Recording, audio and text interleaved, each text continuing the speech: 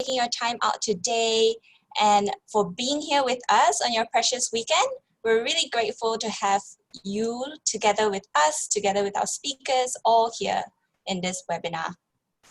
My name is Elizabeth Chong, and I'm the Director of the Public Engagement of the Asian Young Pharmacists Group, and I would be your moderator today. Co-moderating this session with me is none other than a very popular chap, I believe, in the pharmacy scene, and it's none other than Mike.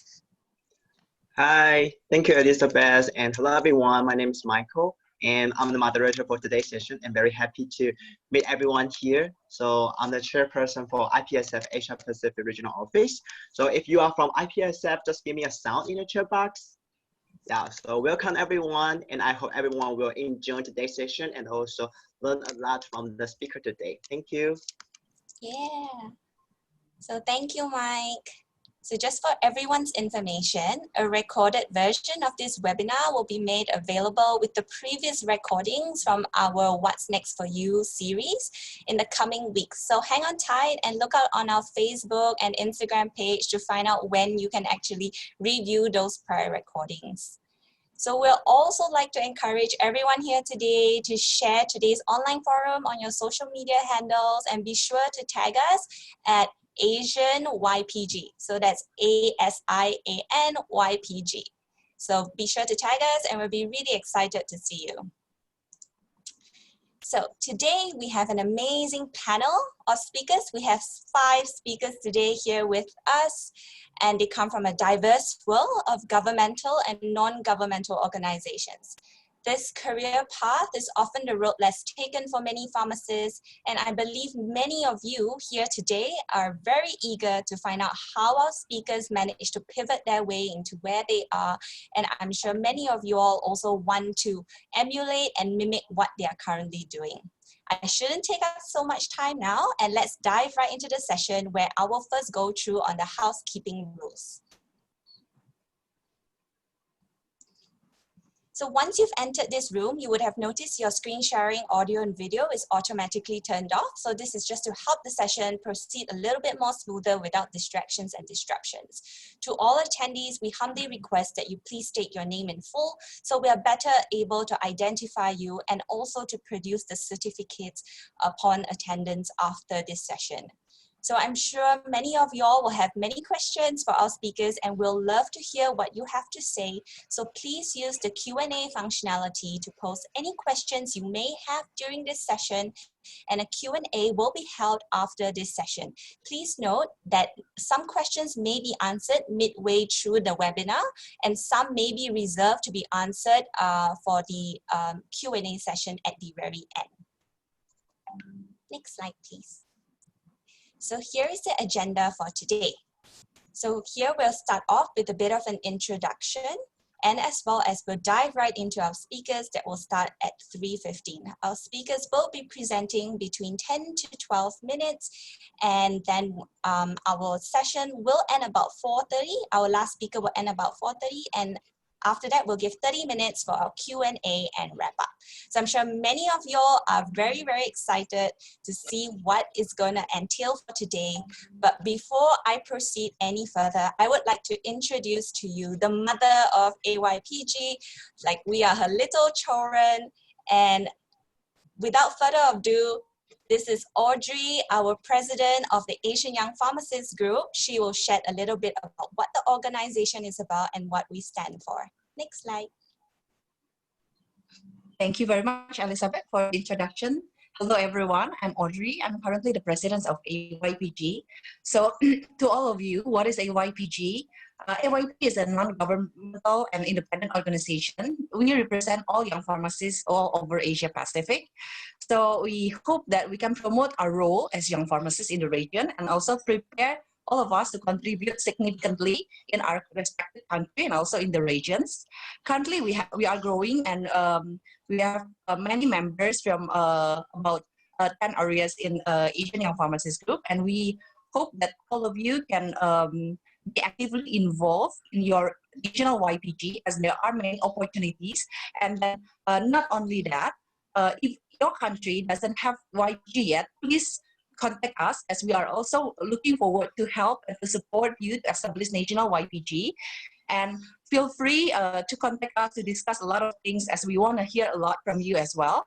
And soon, just to give you a little bit heads up, that soon in the next month, we are going to have a AYPG social night, where we can have a time together to know each other and also to network, because I think it's also important not only knowing where we're going, not only knowing what's happening in the region, but also to have friends all around the AYPG, the Asia Pacific region. So please contact your national YPG, or also connect with us, as we are going not only to have this wonderful session about pharmacist care path, but also to see what else that we can do together in the region. Thank you very much. And now I'm going to give it back to our moderators. Please, Elizabeth.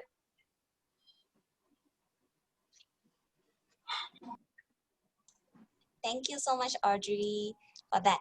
So moving on, a very important partner that has been with us since the very beginning of our webinar series is MIMS. So they've been our media and also sponsor partner since day one. And I would like to pass it over to Kevin to give a better overview of what MIMS is about and what kind of resources that they're able to offer as well. Over to you, Kevin.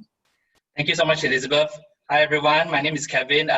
While I'm actually working as an advisor for MIMS, I'm also a member of AYPG. So, it is in our vision that we want to empower healthcare communities in Asia Pacific. And in this regard, we are looking at how we can strengthen pharmacies in their delivery of good quality healthcare, and also to strengthen the ties amongst pharmacies in the region in terms of sharing and networking.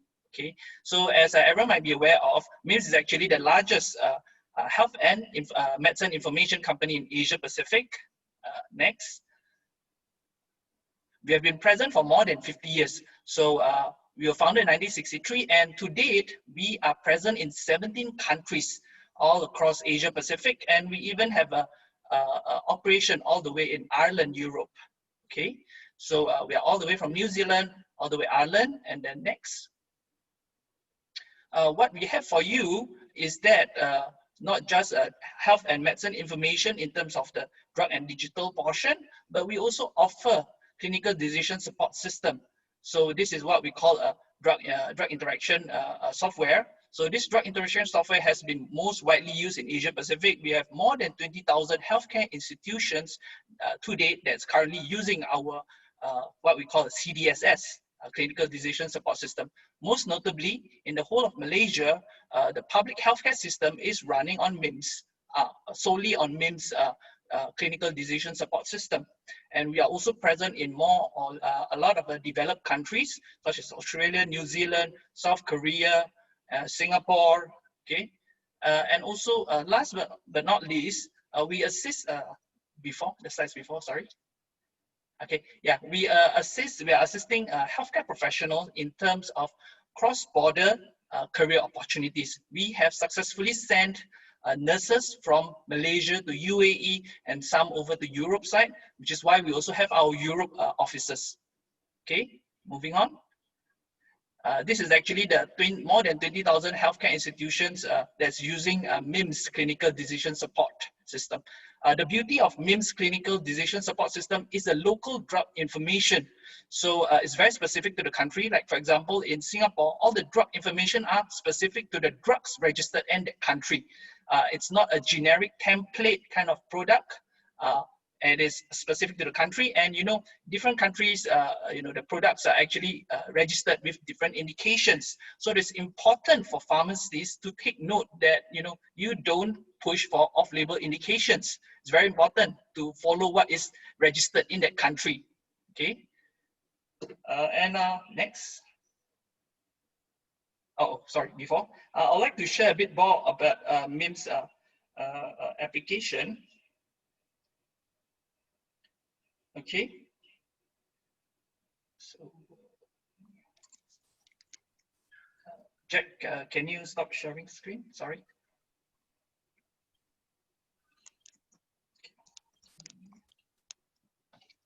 Okay. So this is a MIMS application. So this is downloadable and this is free of charge. Okay. So if you look at the disease section, see, you get a very, very detailed information, and all of this data in MIMS is actually maintained by healthcare professionals such as yourself, doctors, pharmacists, all over the region. Okay, if you look at cardiovascular, and let's look at a very simple one, hypertension. Okay, you have very, very detailed information, treatment guidelines, international one that's been compiled by pharmacists. And also, most importantly, for all pharmacists, is actually the patient education. You want to be counseling your patients, very, very detailed. And you know, these are very, very, all of this information are actually provided to you free of charge, and please use it to the maximum. I think this will actually improve your daily practice. And of course, not forgetting is actually the drug information. Because my apps is actually a Singapore app, so the drugs registered here are all specific to Singapore. Yeah. And last but not least, for pharmacists, news and CMEs. Okay. Yep. So that's it from me. And yep, let me pass it over back to Mike and Elizabeth as the moderator. Thank you so much. Thanks so much, Kevin. So finally, the person that I would like to introduce to you all is Mike. So Mike has been very involved with IPSF. I think you can almost say that he is the face of IPSF in that sense. And so I will let Mike take it away as he explains about what IPSF is about, and as well as how you may connect with them. Go ahead, Mike. Okay, thank you, Elizabeth. Thank you for your very kind presentation and also the introduction. So IPSF stands for International Pharmaceutical Student Federation, and we are now the leading advocacy international organization for pharmacy students and also recent graduates within 4 years. And we promote improved public health through a provision of information, education, networking, and a range of the publication and some professional initiative with our partners. Next, please. And now, like IPSF April, Asia Pacific Regional Office is one of the 5 regional offices under IPSF. Next. And IPSF, we were founded in 1999, and we are the oldest IPSF regional office so far. And our first regional symposium hosted in Singapore. And next year, our symposium will be hosted in Manila, Philippines. So if you are the pharmacy students or the recent graduates, if you are interested in coming and also joining our Congress, feel free to join us. And now IPSF April, we cover already over 70,000 pharmacy and pharmaceutical students, and from 21 countries, from over 33 associations so far. So no matter you are from maybe Western Pacific countries, Southeast Asia country, or even you are from Central Asia country, you are also under IPSF April. And next. So sometimes we'll also launch some projects and also some campaigns for our members. So if you are interested and you would like to join us, feel free to follow up on our social media. So I think that's all the introduction for IPSF April. Thank you. So I think everyone, you are already very excited to start our session today. So without further ado, I will proceed to the next part. Thank you. And so today, the topic is what's the next for you. So in the previous 2 months, AYPG and also MIMS featuring IPSF April, we hosted already 2 sessions, one for clinical and community pharmacy, and another one for industrial and academic pharmacy. And this session, we are more focusing on governmental and non-governmental organizations. So we invite some of the pharmacists from different countries to introduce their experience involved in governmental and non-governmental organizations. Next. So I can see now there are already over 500 participants joined in this session. And if your members or your friend, they haven't joined us yet, feel free to give them a kind reminder. And if you have any question during the session, feel free to drop your question in the Q&A box. And the speakers today will try to answer your question respectively. And also at the end of the session, we also have one Q&A session to answer all the questions from the audience. So let's try to introduce our first speaker, Mr. Muhammad Farak, So Mr. Mohammed is also our IPSF alumni. So he was the chairperson for public health in 2006 to 2007.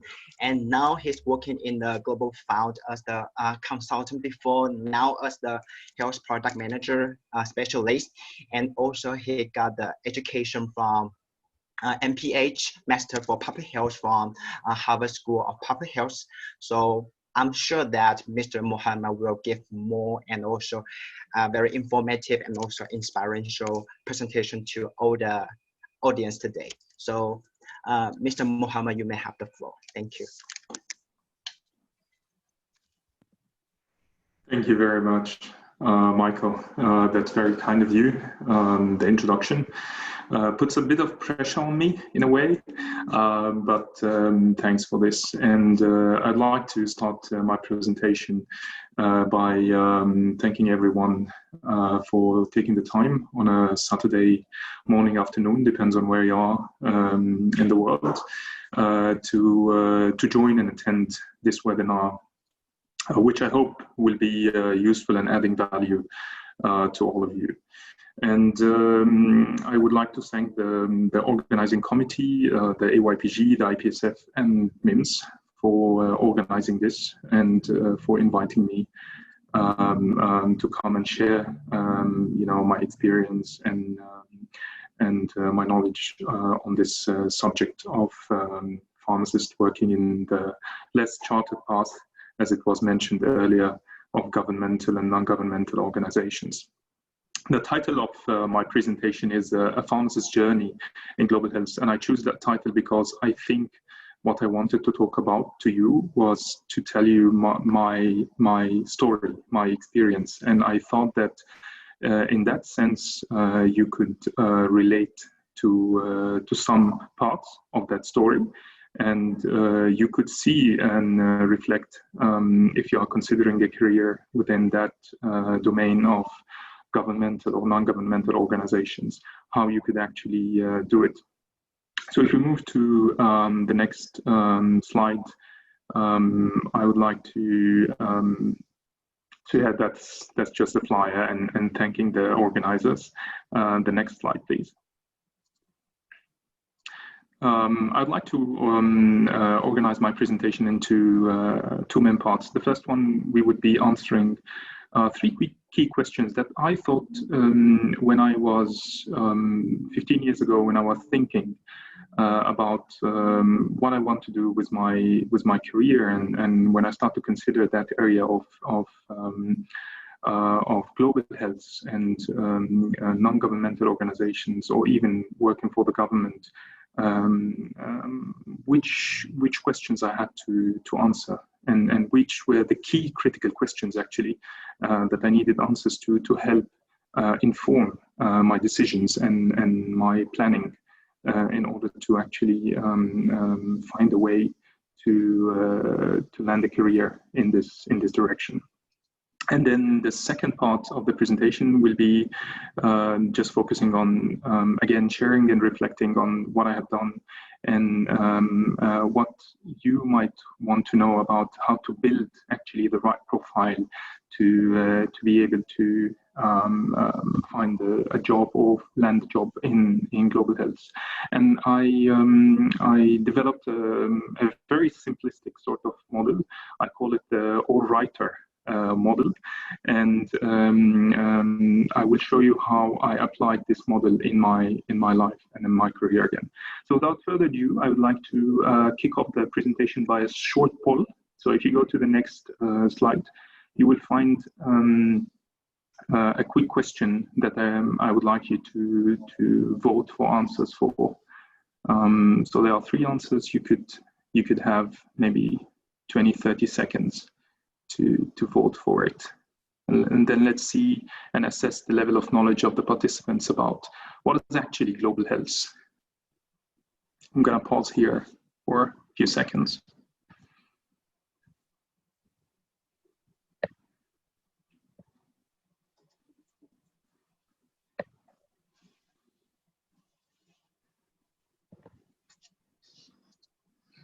So it's mostly going to the first answer. it is the more of the academic definition.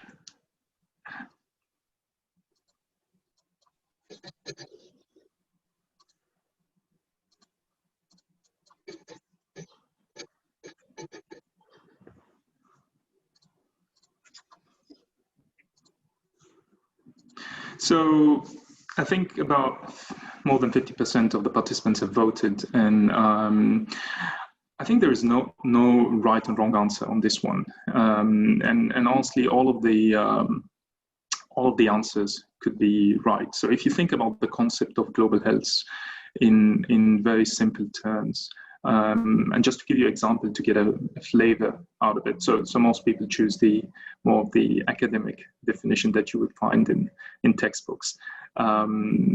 If you think about 5 countries in the Southeast Asia region that share borders together, and in these 5 countries, they have a problem with malaria. The malaria in these 5 countries is resistant to all types of anti-malarials that you could think about that are available in the market, except for one, or for new products. And these 5 countries, they share borders. However, these borders are mostly having a lot of mobile populations moving between these countries to work, for example, in rubber plantations in the bush. And so they are very hard to restrict the movements. Malaria is available really close to, lush areas, close to areas where there are rivers, where there are damp waters.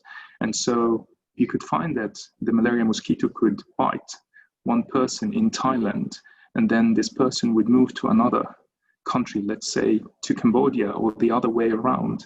And then it's very hard to control the movements because they are working on these plantations on the borders. And so there is a need for a holistic way or a coordinated manner between these 5 countries. And this is just to give you a small example or a small scale example, to coordinate together efforts in order to control the disease within this area. And so this is just to give you a flavor. It's the population health between these different countries in the world, but in a context of a globalized world, it's not possible anymore to stop people to move between countries. Now, even with the COVID-19, you could see that it is not really that you can't shut the flights. You can't shut the transportation means between countries completely. And so there is always a way that you will find that diseases are, crossing borders. And so there was a need when the field of global health started to evolve, if you read about it theoretically, to find that coordination, this is the key word, between the different countries in order to make sure that the population's health all over the world is being preserved to the highest, most attainable level of health. And so that's basically the field of global health. And that's when I started to think about it. That's what interested me, because I wanted to contribute and be part of something big and to improve as many lives as possible. And I thought, this is an area, wow, I can actually work in a field where I could have a major contribution through impacting the world's population. And so moving to the next slide, I would like to excuse me. I'd like to answer the first question here. And if you think about what are the types of the global health organizations that you could work for, there are so many organizations. So the slide before, actually, not this one. Yeah, thank you. So what are the types of global health organization? And you could think about a myriad of organizations, from United Nations organization, bilateral, international organizations, emergency and humanitarian response organizations, development banks, global health firms. Not all the organizations are actually not for profit. Some of them, they work and do good work, but they also have different cost structures Let's put it this way. And then there are the public-private partnerships that are working to develop new products and to find new models and, in a way, operating models to actually develop products that are less interesting for the commercial research and development sector. Foundations that funds this, and I work for one of them, the Global Fund. Regional initiatives that again focus on coordination and trying to do sort of globalized work in a regional setting, such as the regional harmonization initiatives for registration requirements for the pharmaceuticals and diagnostics in many of the African countries and African regions in Africa. And so if you think about starting a career, these are all organizations that you might want to think about in order to see if they interest you, if they fit your interests and fit your skills and career aspirations. So moving forward, this is the first question. What are the types? Moving forward to the second question. Before kicking off the second question, I have another poll. So I would like you to start voting on it. Why do global health organizations actually might be interested or like to hire pharmacists?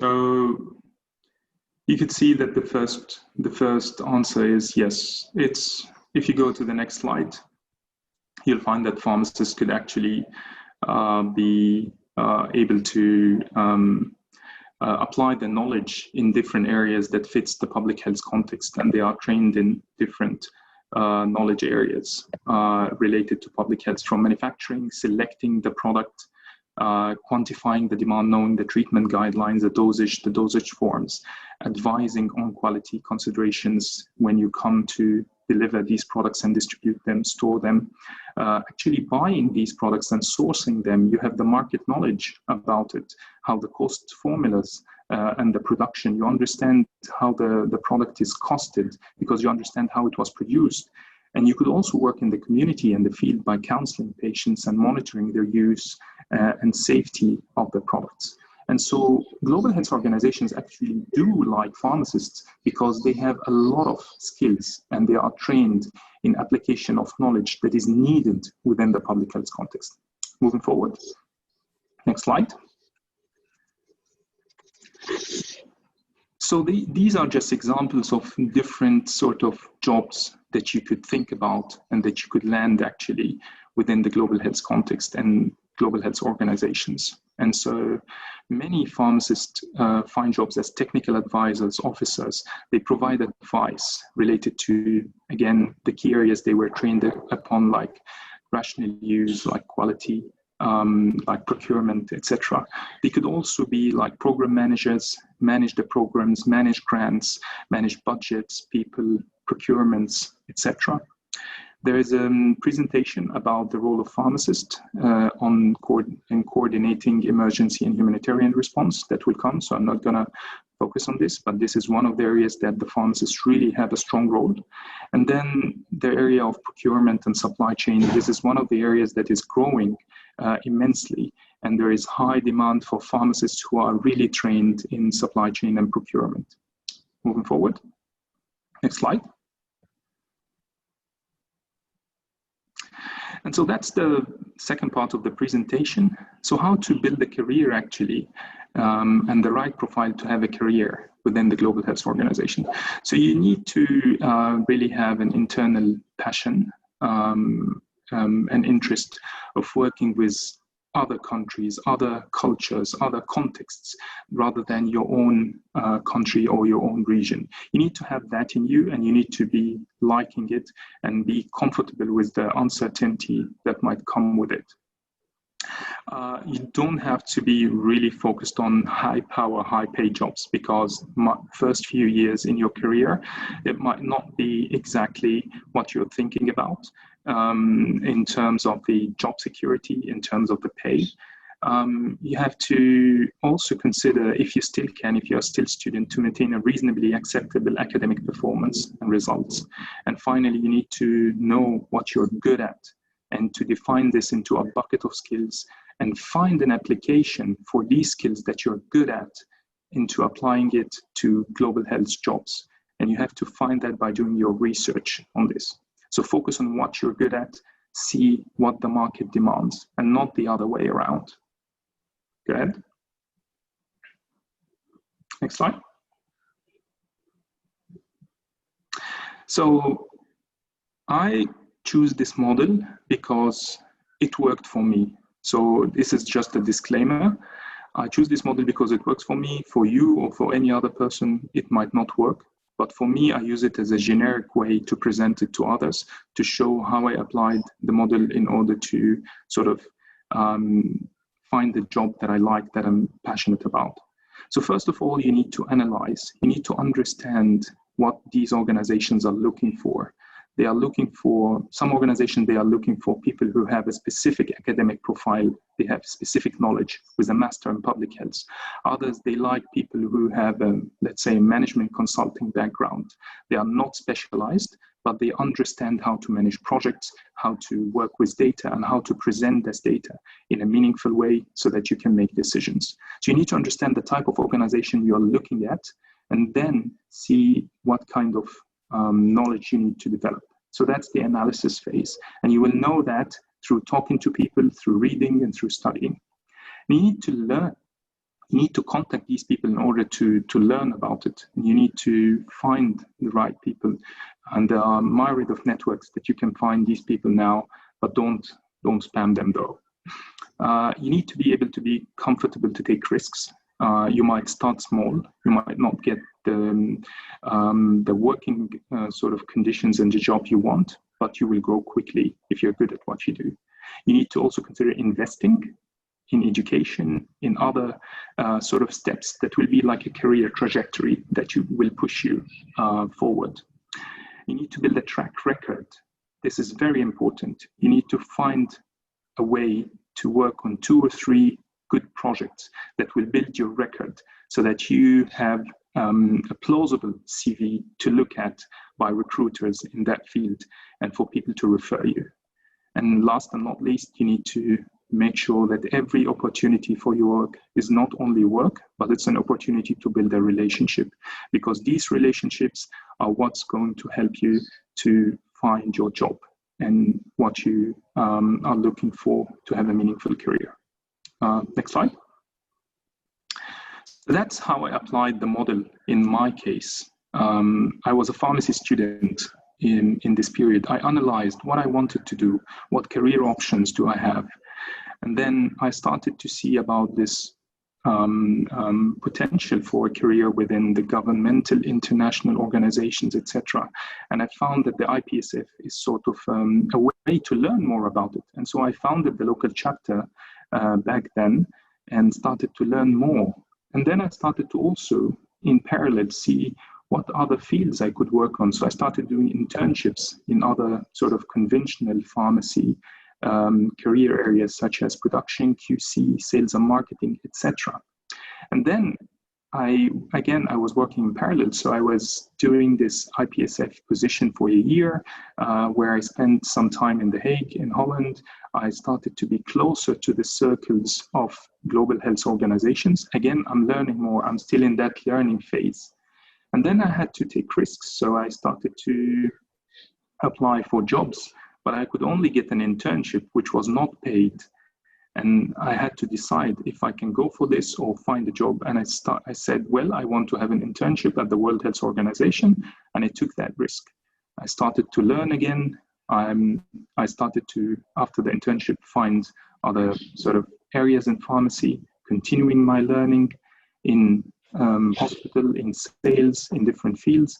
And then I took another risk by taking a position which was temporary for 4 years of 6 years career at WHO. I was on temporary positions.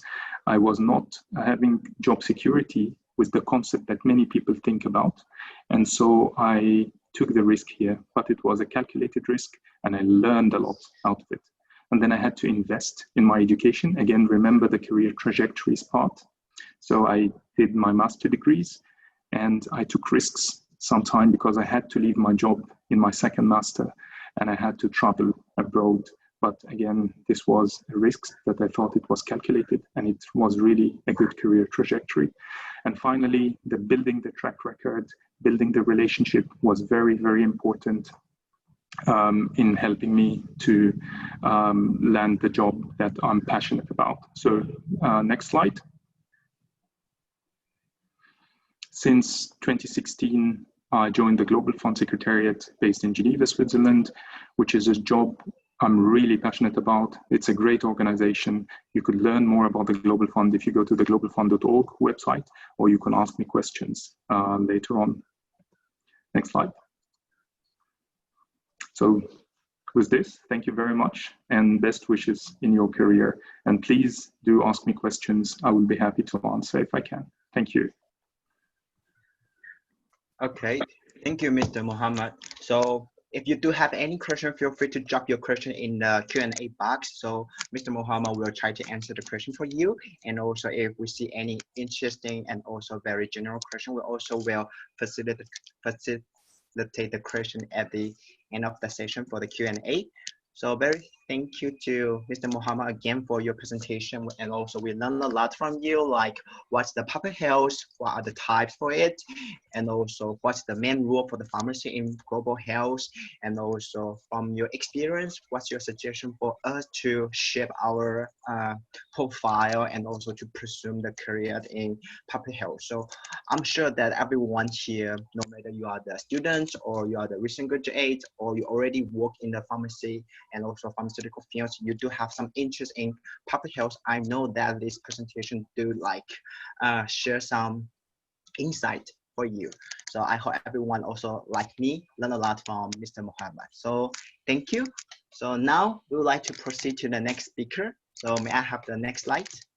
Okay, so the next speaker we have Mr. Lucas calling as well. So Mr. Lucas also was one of the IPSF alumni before.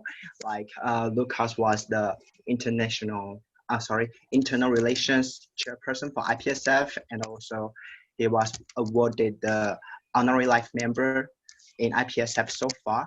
So like for his experience in work, like now he's serving as the Health and Nutrition Project Manager in Premier Urgency International.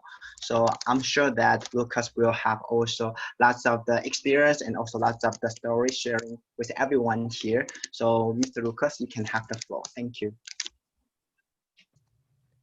Thank you very much. Hello, everyone. My name is Lucas.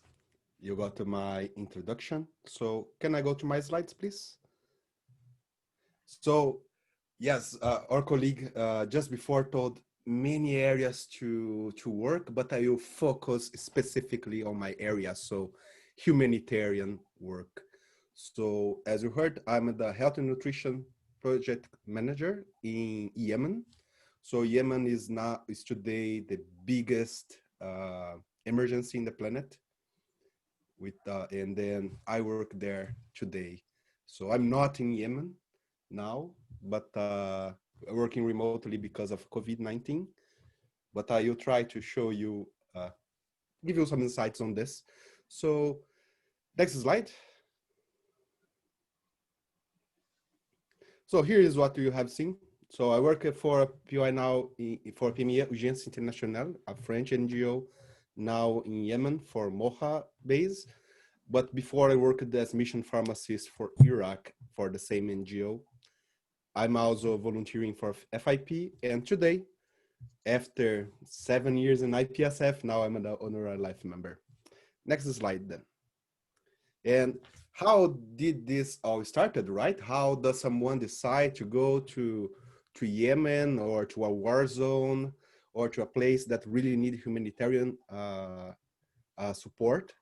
Why does someone start with this? So for me, everything started in 2011. So I went to this event in Brazil of students' organizations for pharmacy, and someone there said, look, there is an international organization for pharmacy students, IPSF. And I say, wow, that's such a great idea. I mean, they exist. They are outside. We have people like us outside. So next slide. I say that, well, if they are there outside, we should be there, we as Brazil. So if you go to the next slide,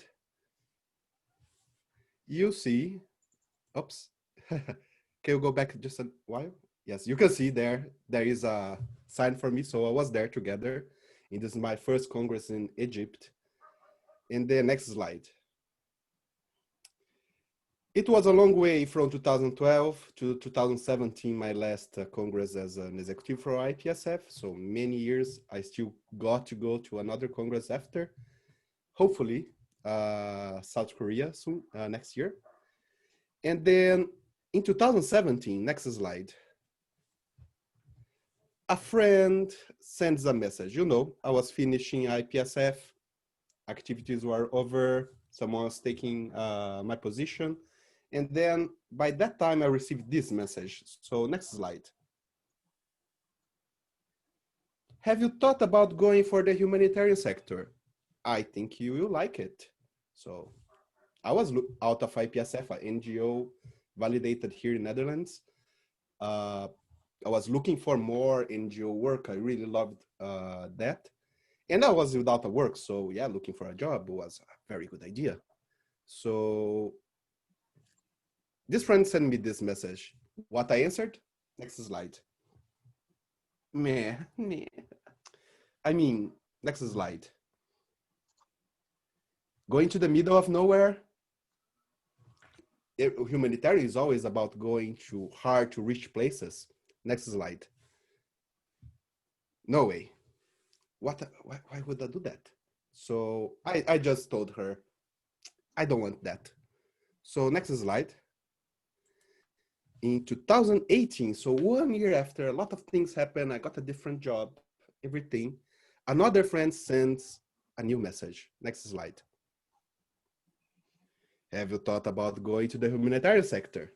I think you like it. So two friends in two different moments said to me the same thing. They didn't talk with each other. So we're different people telling, look, so you like it, you should try it. And then next slide. And then I went to look for a job, of course. So if you are looking for a humanitarian job, now is the tip, take your notes. This is the main website for humanitarians, reliefweb.int. So pretty much everything from news to jobs you can find there. You can look for country, you can look for type of job, location, many options. Next slide. Another option that I really like is with LinkedIn. So you can see here, I just went there and typed, okay, let's see someone famous, MSF, Médecins Sans Frontières. It's there. You can see there are many positions that you can also find on LinkedIn. Next slide. And then you can go to the own NGO's website. So if you know the NGO website, you can go there and look for a job. There is also this possibility. In countries that are on an emergency situation, usually they have their own website that gets all together for the opportunities. So if you are for a country that needs humanitarian support, look for it. It probably exists. Next slide. So then I got it. So I went there, did my CV, tap, and then I was applied and I was recruited by PME Agence International. So this is a picture in the front of the headquarters in Agnes, in France, nearby, pretty much Paris. And we are active in more than 20 countries, more than 3,000 national staff, And like me, more than 180 expatriates. And then you may ask, but Lucas, I heard about MSF. I heard about Red Cross. About the IMC. I never heard about Premier. That's correct, because that is the whole idea. We are an NGO based on low visibility, right? So we are there to help. We are not there to make propaganda. Next slide.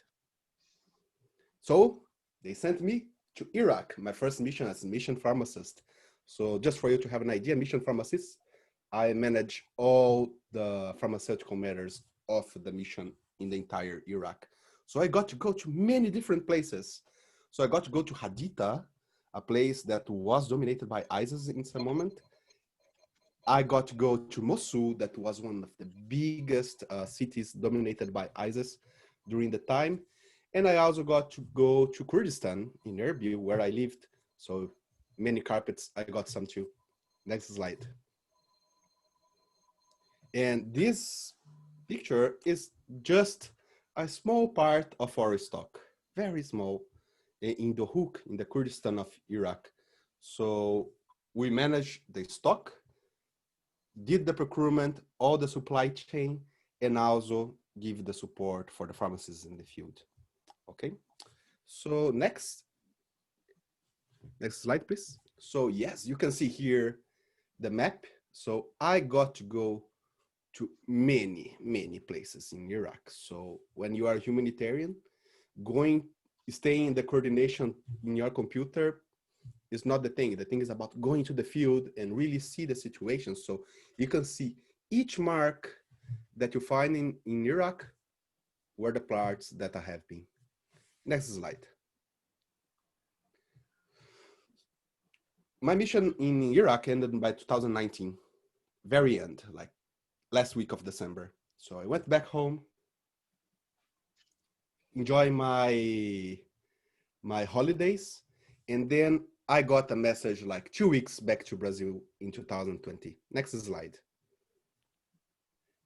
Lucas, you were approved on a recruitment for project manager. So your next mission, Yemen. So while I was still in Iraq, I got this very big advice. Lucas, apply for the next job. Oh, but I'm still on this. Whatever, keep applying. One day this mission will be over, you need to be ready for the next one. And I did it. It was a good advice.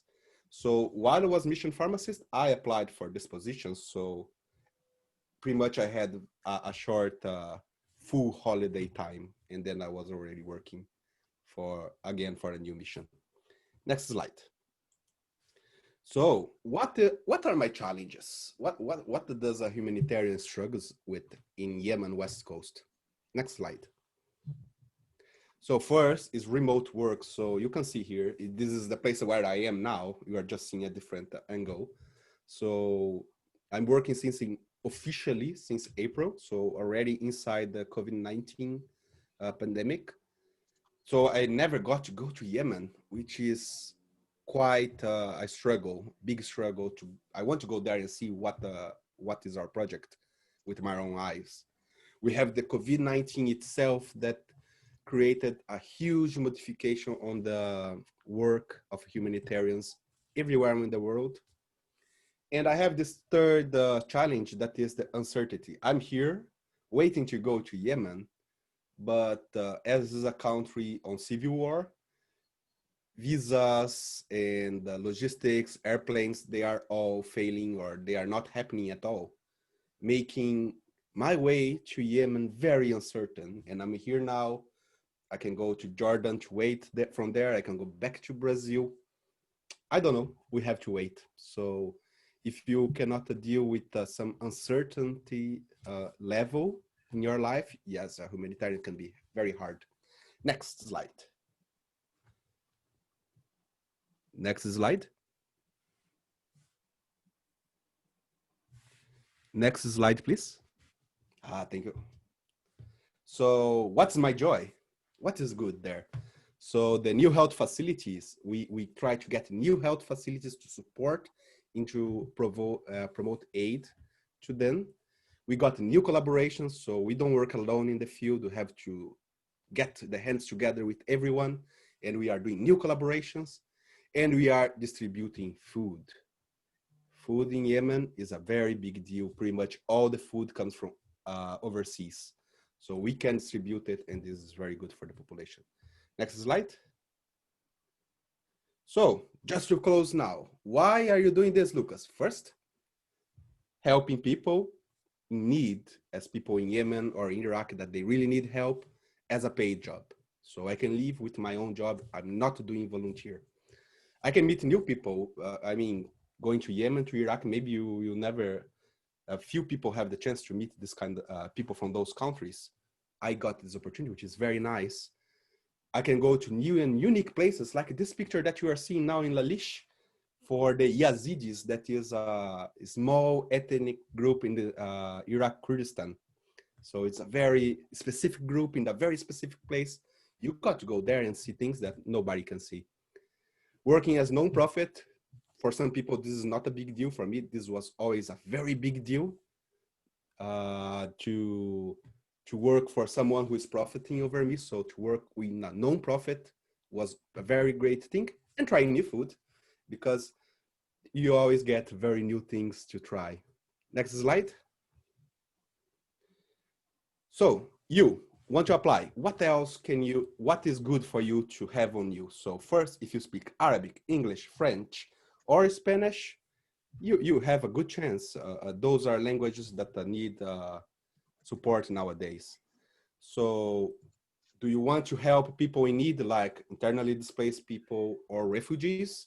Not all people like refugees and internally displaced people. They are marginalized in the society, and some people just don't want to support them. If you want, you are in my team. Have you done volunteering? Volunteering is a very good gate to start this. Are you looking to work in critical areas? Yemen is a critical area. It's the biggest emergency now. So you might have to go to some very difficult places on your first years. Are you ready to travel against your will? Because one day you are there just enjoying and someone will come for you to a ticket, you have to leave now. Take the next flight. So in the humanitarian, this can happen. I'm not sure if I finished. So, and then the last one, if you can go back just for me to say the last point. Yes, so this is also a big thing. Would you like to live in the multinational house with your co-workers? Yes, in the humanitarian field, working in the field with other expatriates usually means that you share a house with the people from other countries, from very different cultures. They can come from anywhere. You may have your room, but you have to share everything. So if you have difficulties on sharing, this might be very hard for you to be a humanitarian. So that's it. Next slide to close. Danke wel, obrigado, thanks, and shukran. All right, thank you, Lucas, for your sharing as well. I'm sure that if you are the student, if you are the pharmacist who are always like volunteer, like in helping people, I think humanitarian maybe will be a good destination for you. So thank you again for Lucas for sharing again your experience and also the stories. I'm sure that everyone also very like your stories and also your experience to improve. Maybe they will have more like insight and also vision in the humanitarian work. All right, so I can see now we are almost reaching 600 people here. So let's move to the next speaker. I think maybe some of the people you are also waiting for her, like me. So if your friends and also your members, they are still waiting for the rest of the speaker, feel free to extend and also give them a kind reminder to join us later on. So yeah, so let's move on to the next speaker here. So Miss Bint Silit Drond Liawanwat. So from Thailand, so she's also the pharmacist, and I'm sure that you got the news last year. She won the Miss International for the year of 2019. So now we will have her to also share her experience and also her story, like in running the Miss International and also Miss Thai, and what her thoughts and what inspired her from a pharmacy go to like select for the running for the Miss International and also the Miss Thai. So Miss Bint, you may have the floor. Thank you. Good afternoon, everyone. This is Finn. Thank you for joining my session. A little bit excited right now. For those who don't know me, my name is Finn Siritolia Lamwat, and earlier I worked as a marketing pharmacist, and then I have a turning point to be in a beauty pageantry, and I am now the leading Miss Thailand and Miss International. And I'm gonna go to talking about my story. It might be different from our career, but I hope you guys get some idea or positive thing from my story. First, I will begin my story from my childhood. Next slide, please. When I was young, I was very naughty and loved to play a lot of things like play sports and had many activities to do, but I was a real bookworm. I was raised to always have my own opinion because my mom and my dad doesn't really give a restrictions on what to do and what not to do, but would usually discuss that's what made me think and talk like this. Next slide. If you want to know what makes me want to become a pageant, I would say it occurs during this time, my childhood. Since I was in the kindergarten, my mom and grandmom loved to watch beauty pageants so much. So I always, when I was a kid, I always want to compliment by my family as they do to Miss Universe at that year, because at that year, Miss Universe is come from Thailand. So that I feel like that I want to be like her. And then when I start the high school, next slide, please.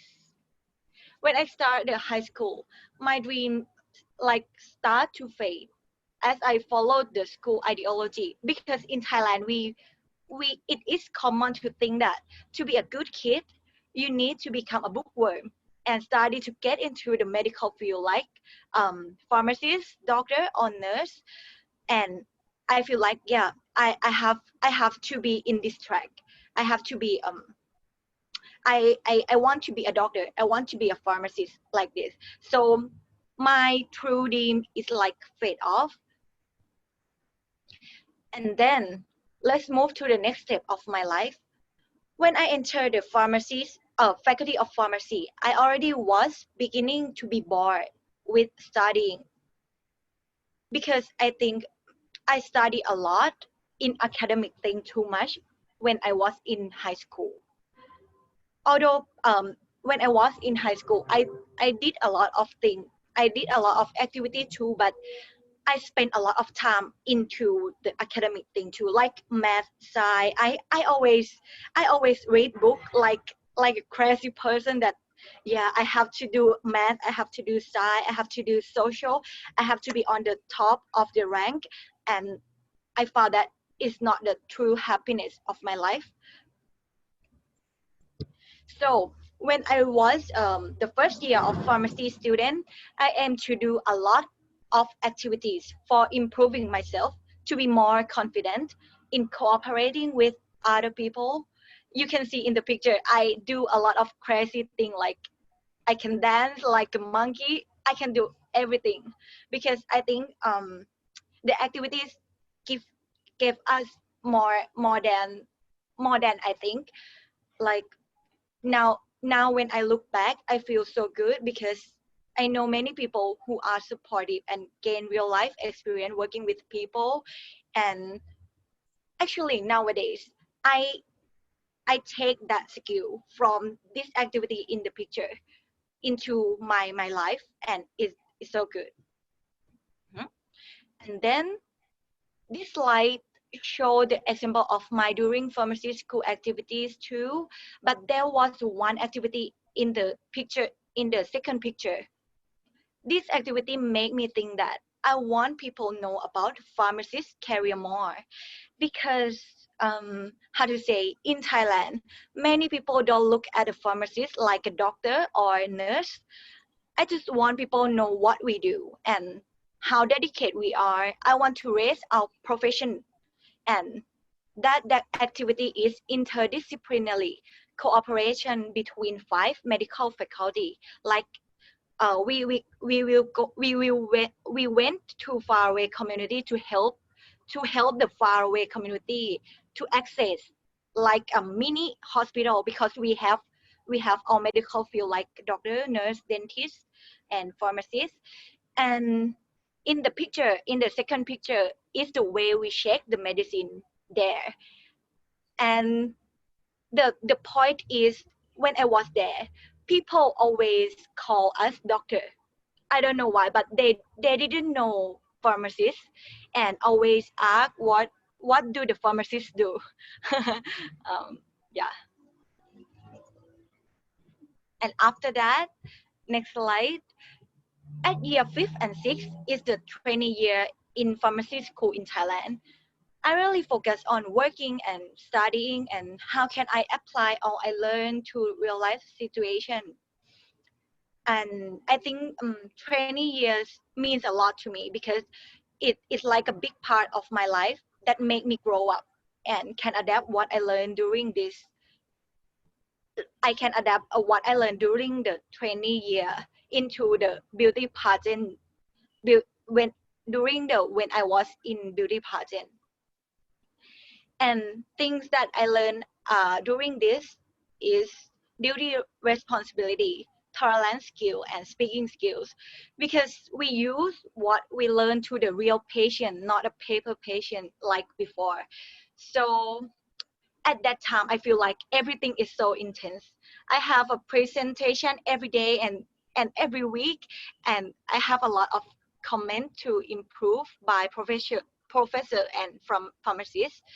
I work with doctor, nurse, and if I did wrong, I have a responsibility for that fault. And I think at that time I got so much pressure, but I think I did well because of all activities that I did it a lot before. It made me like I will be open-minded to listen to other comments, so I don't feel sad when someone talk to me like go straight at it. It's not good to my heart, but it's okay, because okay, I have to open mind and listen to other comments for improving myself. And then at the end, I graduated and become a real pharmacist. And next slide. After I graduated, I work as a marketing pharmacist at Johnson & Johnson. Everything I think went well, but I feel a little bit different from when I studied. I feel like this is real life. I feel like more like I have more than just to study or work to fulfill life. So after 1 year of work, I feel like I want to do something more than this. I mean, I do good on what I must do, what I should do, but how about what I want to do? So on the celebrating 1 year working, I have a 1 year celebrate of my working life, a little bit cute. I just list things I really want to do in my whole life. And being a beauty queen come up first because it has a time limit, and actually it really pure because I just want to, without other factor, I just want to be a beauty queen because I want to. So I think it's so pure, and I just want to take it to make it true. So I look up stage and went on. And how can I join the beauty pageant? It's so easy because I just search into the Google and find some state in Thailand that, oh, what state that could I join, because I want to have an experience like a beauty queen. So I don't think too much. I just, okay, I saw the Miss Thailand open, so I just fill the application, and then yeah, I joined the Miss Thailand. Then move to the biggest part of my life, Miss Thailand. I start with the province beauty pageant, Miss Bangkok. Is a little stage of Miss Thailand. It was not easy considering zero experience with beauty thing like walk on high heels, put a professional makeup. My experience is zero. I have no idea how to walk on the high heels. It's so tough. It's like I have to learn it all again. I have to learn it 100% because I have no baseline. Mhm. And during this time, everything I do my best. I but I I um I know that everything that I did that day, it's all bad. My makeup is so awful, and my walking is not good, and I know it. I accept it, and I intend to learn all class they gave and listen to comment for me. I just want to imply that everyone is not perfect, so we can learn. We just accept the flaw and just learn to it and just improve it from the comments. Mhm. And I think listening to the comment is the beauty queen important skill, because when you are being on the highest position, everyone looking at you because you are now public, so you will get a lot of comments, a lot of critique, and you know, I'm okay with that because as a pharmacist we learn to take all comments. So it's so easy for me, and I hope the young pharmacists can carry this good thing. And other than listen to comment, I think tolerance is the skill that I got from being a pharmacist, because you guys know that, right? How pharmacists tolerate. Ooh. Mhm. And after that, I just feel, for me, at that day, I feel like everything was fun and relaxed because I have a perception that I come for fulfill my dream. Just being here is fulfill my dream. Just success my goal. So I I really appreciate. I always appreciate myself that you're superb to be here. So no worry about the crown. If you do your best, crown is like the consequence from your intention. So I just do my best at that day. And after then, I was proud as Miss Bangkok. After I won a province crown and heading to join the Miss Thailand, I'm so excited to spread my concept. I think about a topic to raise because I want people not only judge the beauty pageant, just look beautiful outside, but also inside and where you being someone's self. I want at that day, I just want everyone to know that I am a pharmacist. So, and I just want people to know this is Bint, and if I would crown, I would crown. I would crown because I'm real. This is Bint. Mhm. So I just want to say to you that no matter what you want to do, but be yourself, be confident in yourself. You gotta do it best. After then, it was a time for Miss Thailand. I prepared a lot more than Miss Bangkok. I I prepare a lot of things within 2 days because it's so rush schedule. So I have to prepare everything in 2 days. It's tough, but I cannot back down. I have to go straight and do it best. Because I at that day I stopped working for 1 month. So I have to say thank you to Johnson and Johnson for supporting all my beauty pageant journey, because um they give me a lot of chance, because if they say that you cannot go to join the beauty pageant, I cannot, but they support me.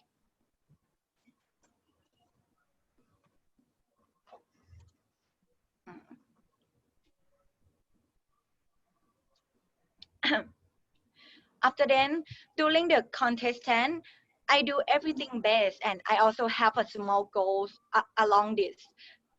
The goal is getting a new friend. which this goal make me so enjoy the stage and new friend, because I think beauty pageant is not war. The only person we compete is myself, and I adapt this motto into everything I do. The only person that we should compete is ourselves. Mm. Finally, I got Miss Thailand crown, and I was very happy at that night. But I didn't realize what's going on in the cyber world and in front of the stage. No one knew the hardship I faced. Can you imagine that? I thought people would be happy that, wow, she got a crown, but many yell and shout about something not good to me. And when I got my phone back and take a look online, take a look on the social media, only criticism on my appearance, like your face like a dog, your face like a round shape, like that. Many people ask me how you deal with that. I just told them that I I was crying on that day. You guys know that. Let ourselves face with the real things a little while, make us stronger. Because after I cried and sunk with all bullying, I just realized that they just type and they don't know how I feel. So pass it. You and people allow you know your potential, and you come up with to you got a crown. It's because of you and everyone surrounding you, not a cyberbullying. So, so okay, I will suggest you to look to the improving comment. Some comment is negative, but they can improve yourself. It's good. For me, it's good. But something that like they just want to scroll on you, you just pass it.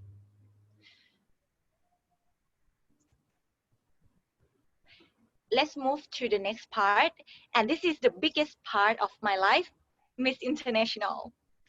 And when I joined the Miss International, when I realized that I have to join the Miss International competition, I feel so nervous because my English is not native, and I feel like, ooh, how can I survive in the area that use English fluent?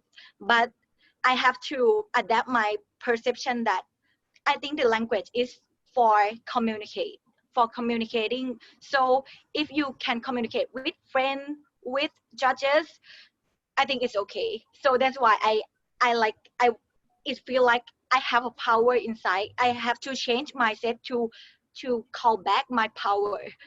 And I had 25 days preparation for being a Miss International competition.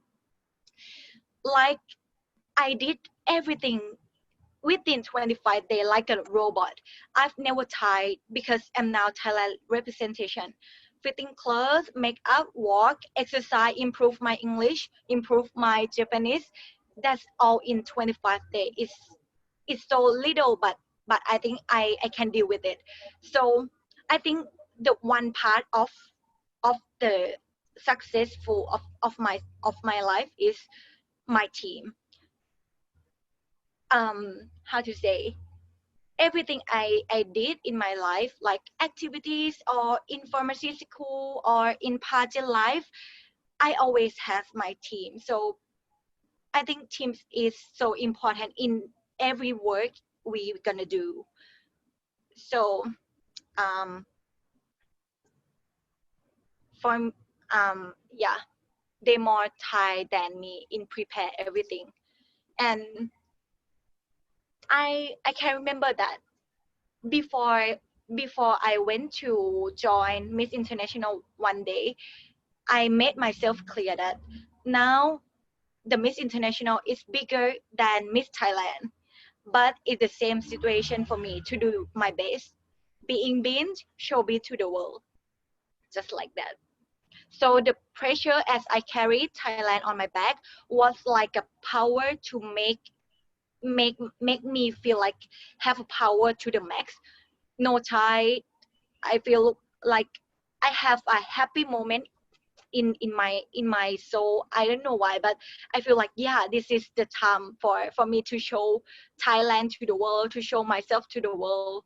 Yeah. And then I keep my goal for crown, but I believe that it's more important to enjoy and make new friends, because you only want from Thailand to have a chance to learn new culture, new people around the world, about 23 countries in same place without travel around the world. So I think it's like a chance to know each other, chance to know, how to say, it's like we pull people around the world in the same place. It's the best opportunity that I got. So I just came to the same concept. Yeah, I am a pharmacist, I'm a family, I'm your family, I'm your friends, but I put my energy to the max, just like that. And at the final night, I was in top 8 finalists that spoke about the speech. And that day, the topic I got is cheer all women. And thanks to being a pharmacist, because I always got curious in everything. I asked to the manager of the state that the reason why she are women. And after that, oh, okay, I understand why you said the topic for share all women. So I just prepare my speech by myself. It's so simple, and only goal is just want to cheer them up. And next slide. After I got a speech round, then it's gonna have an excited moment. At the time, Miss International go to, at that time, I feel so excited.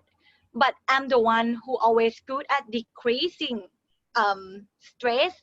When I'm so excited, like when I had a presentation in the training year in the pharmacy school, I just do the same thing on the stage.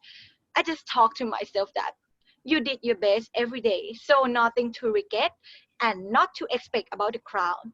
Just proud of myself that an ordinary girl like me, a bookworm, a little girl like me can be here. Top 3 beauty pageant competition. So for me, this is my life success. So suddenly, they said Thailand. That's why I was shocked, like in slide. I was so shocked on that day, and my friends so shocked because I think they feel like, oh, this is my family. She is my friend. She is my family, but she got the crown. It's like I feel like it's magic moment, but not magic because the crown put on my head, but it's magic because my friend, 83 countries around the world, come and hug me. It's not a competition. It's a friendship. It's so worthy.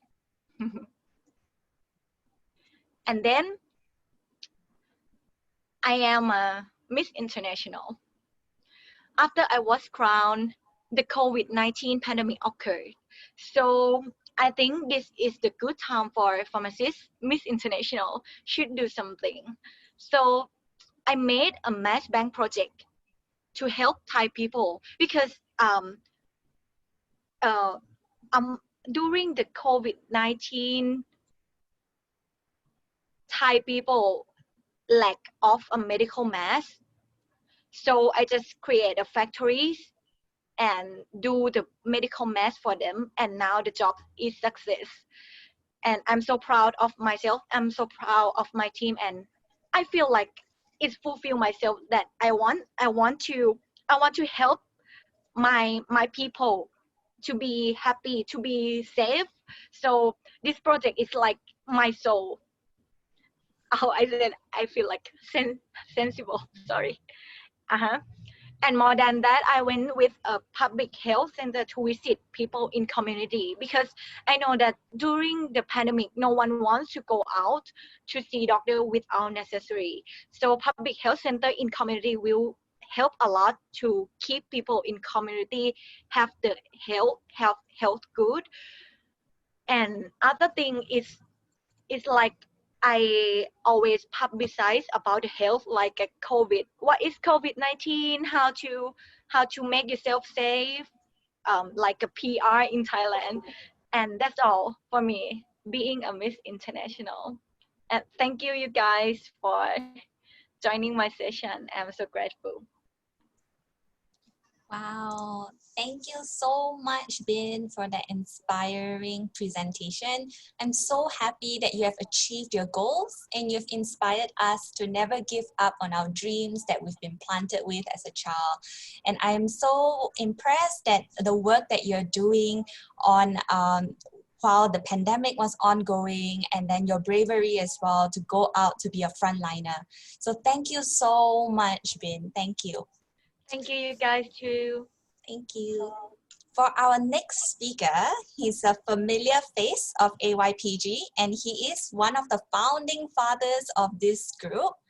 I have been told that he's a very considerate person, extreme hard worker, and this is Eric that I would like to introduce to you all. He started off his education a very similar path as many of us, and now he's then gotten his Doctor of Public Health in Epidemiology. So besides being an academician, he's as well working with the WHO, and currently he's a technical officer based in Papua New Guinea in the WHO office. Besides that, he's been extremely active with a lot of pharmacy groups and organizations. He's also the founding president of the Young Pharmacists Group in Philippines. So go up onto the chat box if you got any Filipinos here in today's webinar. And besides that, he's got many accolades under his belt. So without further ado, I'm gonna hand it over to Eric. Eric, take the lead.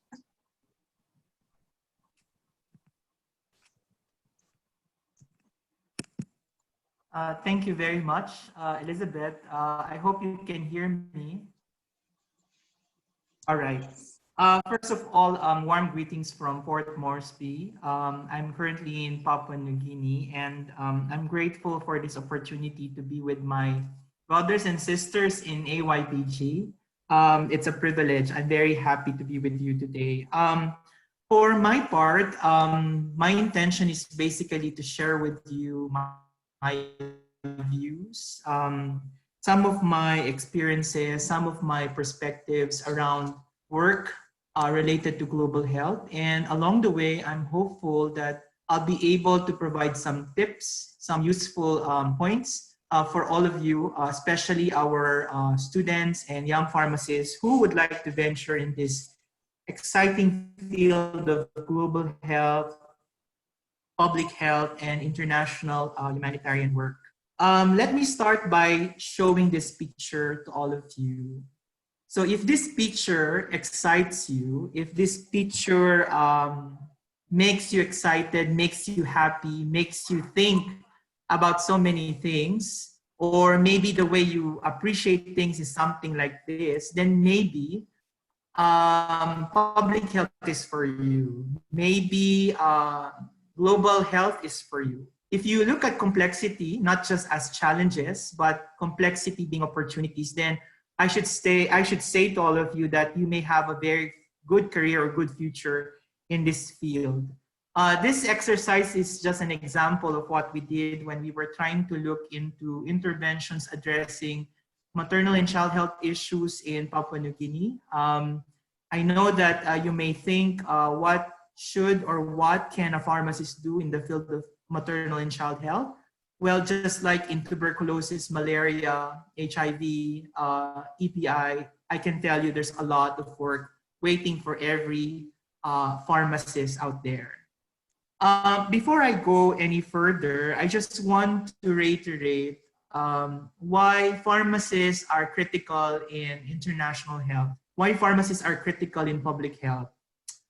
Basically, when we look at how countries prioritize their interventions towards health and the health sector, many, if not all, will talk about universal health coverage.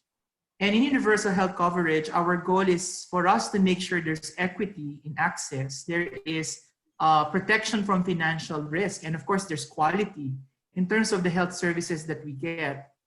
And the thinking there is that if we want to achieve universal health care or health coverage, that would mean we need tools. And tools would include medicines and health technologies. So if we say we want universal health coverage, that essentially means universal access to medicines. And we talk about universal access to medicines, then we should not forget about the centrality of the gatekeepers, who are the pharmacists.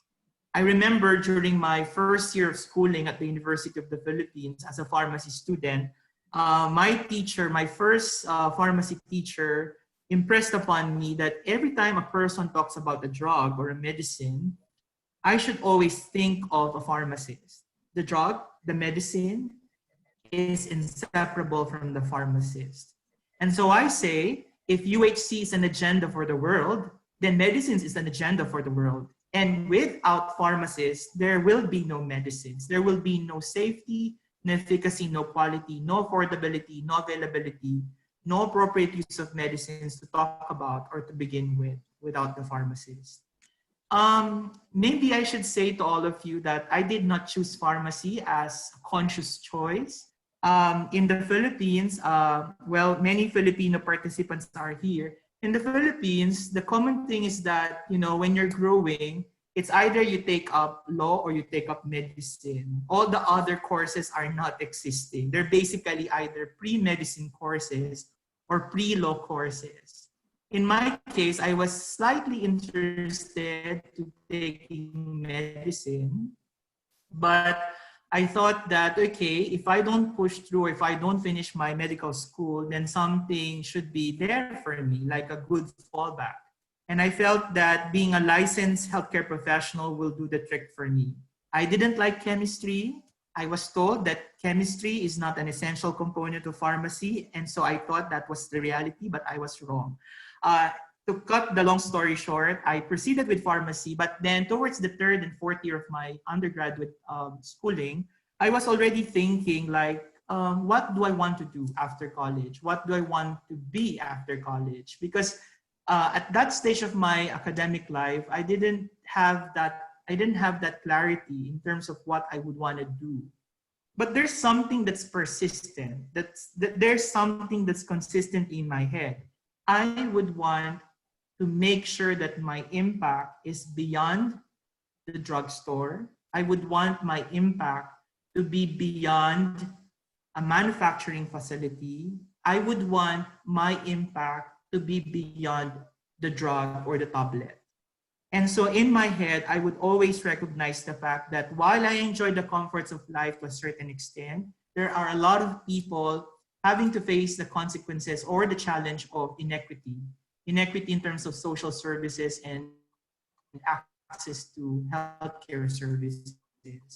And so this picture is just an illustration of how great is the disparity among peoples of the world and people within a country. And I think if we talk about health and if we talk about the pride of being a pharmacist, the pharmacist should be there in front and at the center of the battle against inequity, against all these social injustices. And so we should take active role in terms of international health or global health.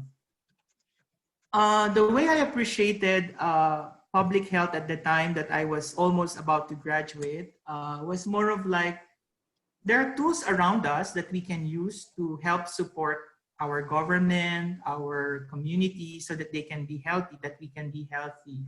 But I was at that time very grateful that there were some mentors in the university that helped me understand that within this big health system, there is a special place for pharmacists, a special subsystem where you as a technical person, hopefully eventually we become experts on that technical area, can actually contribute to. And that pharmaceutical subsystem, I always think, is an area, not exclusive for pharmacists, but definitely a good entry point for us who would want to work in the international health space. And I don't think I need to look at the three pillars. I just want to mention this to you. I just want to show this to you so that you would understand that if and when you decide to take this path, I can assure you the work is endless. The work is limitless. There are so many issues related to supply chain management, There are so many issues regarding regulatory capacity around the concepts of quality and safety. Then we have the concepts of irrational and irresponsible use of medicines. And again, if there is an issue on medicines, there should be a pharmacist that needs to, push for some good changes so that we can contribute to attaining higher goals or social goals for our people and for the people of other countries. So it was clear to me at that time, I want to be a pharmacist. I already embraced it.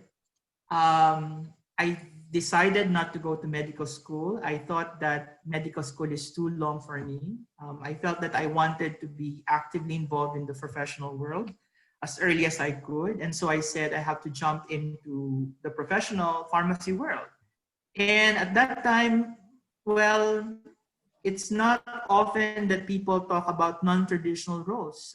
Basically, in Philippines, the tracking is pretty much only three. You go to community pharmacy, you go to manufacturing, or you go to hospital pharmacy. And I did not see myself fit into those three because I felt that my skill set is something that, centered more on relational aspects of the work, meaning I would rather work with people rather than machines or equipment, or instead of working on an individual patient, I would want to work with groups or communities. And so I know that as I went further into the training and then eventually graduate, I joined the academe. Right away from college, I was invited by the Department of Pharmacy to teach as an instructor.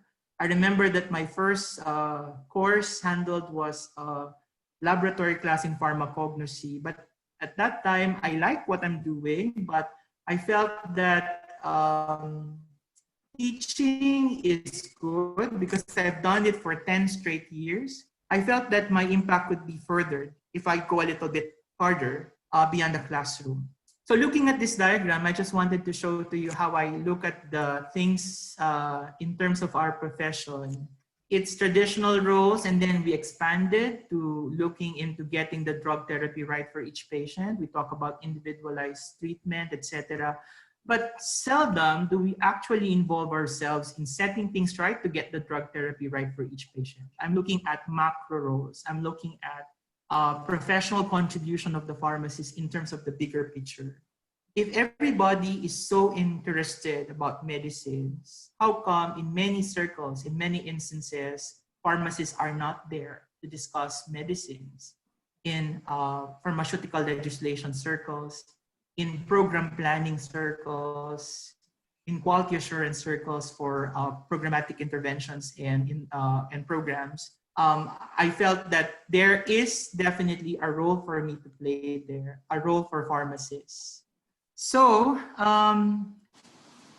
I jumped into work for international health after 10 years of being a teacher in the University of the Philippines. Just to share with you, my launching pad was actually antimicrobial resistance. I did research work with some colleagues, university colleagues from the College of Public Health. At that time, we were doing the national situational analysis for antimicrobial resistance in the Philippines, which paved the way for National Antimicrobial Stewardship Program. At that time, I was able to get some opportunities to actually be formally be part of the organization. The thing that I'm sharing with you now, I know that some of you are familiar with this concept of Ikigai. It shows to you the spheres of things in your life, what you love, what you're good at, what the world needs, and what you can be paid for. Because of course, we would want to acknowledge that we have needs as well in order for us to operate and function well. And if you're able to put them together, at the center of it all, at the center of the overlap of these four spheres, is your reason for being. And I think every one of us are in constant struggle to achieve that perfect overlap on these four different spheres of our life. At some days or in some days, days we are perfect on 3 overlaps, or some days 2 overlaps, some days no overlap at all. But fortunate are the people who have perfect overlap on these 4 spheres of influence. I think for you who are interested to do public health work, for those of you who are interested to do international health work, the first thing that you have to realize is that it's not at all glamorous work. There's a lot of hard work that comes to it, a lot of assignments that you would think, oh, I didn't know that it's part of this work, but they are part of that work. So I think the first thing that you have to make sure is that, do you really have that passion for that kind of work? Do you really have that kind of interest? Because genuine concern for people and for bigger groups of people like societies and communities should be your main driver for international health work. Otherwise, it will be difficult for you to sustain. And then I think our previous speakers already mentioned to you that, don't think about big things at the beginning. Don't think about big pace at the beginning. It will come, especially when you are still at the beginning of your career, where you're still learning and you're still trying to prove if indeed that's going to work for you and that they're going to benefit from the service that you'll be providing to them. I think it will all follow if, first of all, you put your love, you put your interest, you put your genuine concern into the work, and then there's commitment, of course. I don't have enough time to cover this, but for those of you who are interested, what skills should I develop if I want to be part of international organizations like maybe the WHO? There's a document that's available online. You may want to look at it, but I just want to point out some core competencies that you may want to develop while you're still working your way into your schooling. Like, for example, communication. I cannot overemphasize the importance of communication in global health work, both oral and written. It's very important. I would tell you that much of my work in many years earlier was into writing technical documents, writing reports, writing policy papers, writing briefing notes. Whether they're read or not, the idea is we have to put it out there. And the good thing about being a pharmacist is that if you have those skills, you are still at an advantage position because you have the technical side of you. You have that pharmaceutical technical expertise. So just imagine if you have this skill set and then you have your technical competency at your core, you are actually a rare commodity. And that's the reason why I feel that pharmacists, if and when they venture into global health work, they are marketable. They are very, very marketable. Number 2 just talks about self-awareness. I hope young pharmacists like you are watching us today would know the value of self-awareness. Self-awareness simply means you know exactly where you're good at, not really to the point of boasting it, but more of like managing what else to develop. Of course, you should know where your weaknesses are so that you can further improve. Self-awareness leads you to humility. Humility leads you to action. Action that will be beneficial for you and for your coworkers. You should be product-driven or results-driven. You should be adaptable, resilient. You should be a team player. You have to work with people. You have to work with people. You should be preventing yourselves from working in silos and to have this surfacing. You have to be a team player. You have to be open-minded.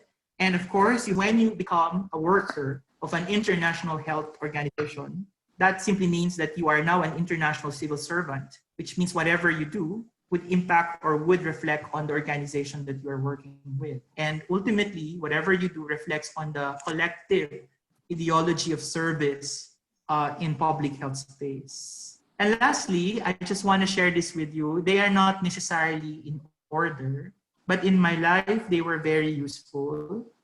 In my preparation towards this work, which I think is not the end of the story, there are many things that I still want to do. Do not be afraid to try out many work experiences. I think it's only when you're able to try out as many as you would want to try out that you would find which is the best fitting for you. Choose people who can influence you positively. There are many mentors out there who are available but need to be approached. There are some mentors who are openly wanting to get mentees, but please feel free to reach out and communicate with them. For all you know, they would want to mentor you. I think you should go back to school because if you want to learn new set of skills, well, graduate school or continuing education is one. Of course, experience is another. But what education gives you is the frame of mind, the discipline, the framework. And if this framework is very much clear in your head, then in different contexts, you are going to be able to apply it. I encourage you to endeavor on research and publications. In WHO, there's premium on this as well. Because you know that international health organizations are also technical agencies that we provide guidances and technical documents. And this is the perfect way for you to develop those skills.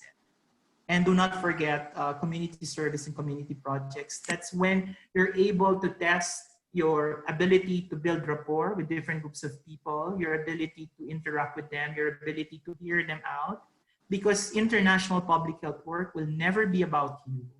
International public health work will always be about the people that you serve.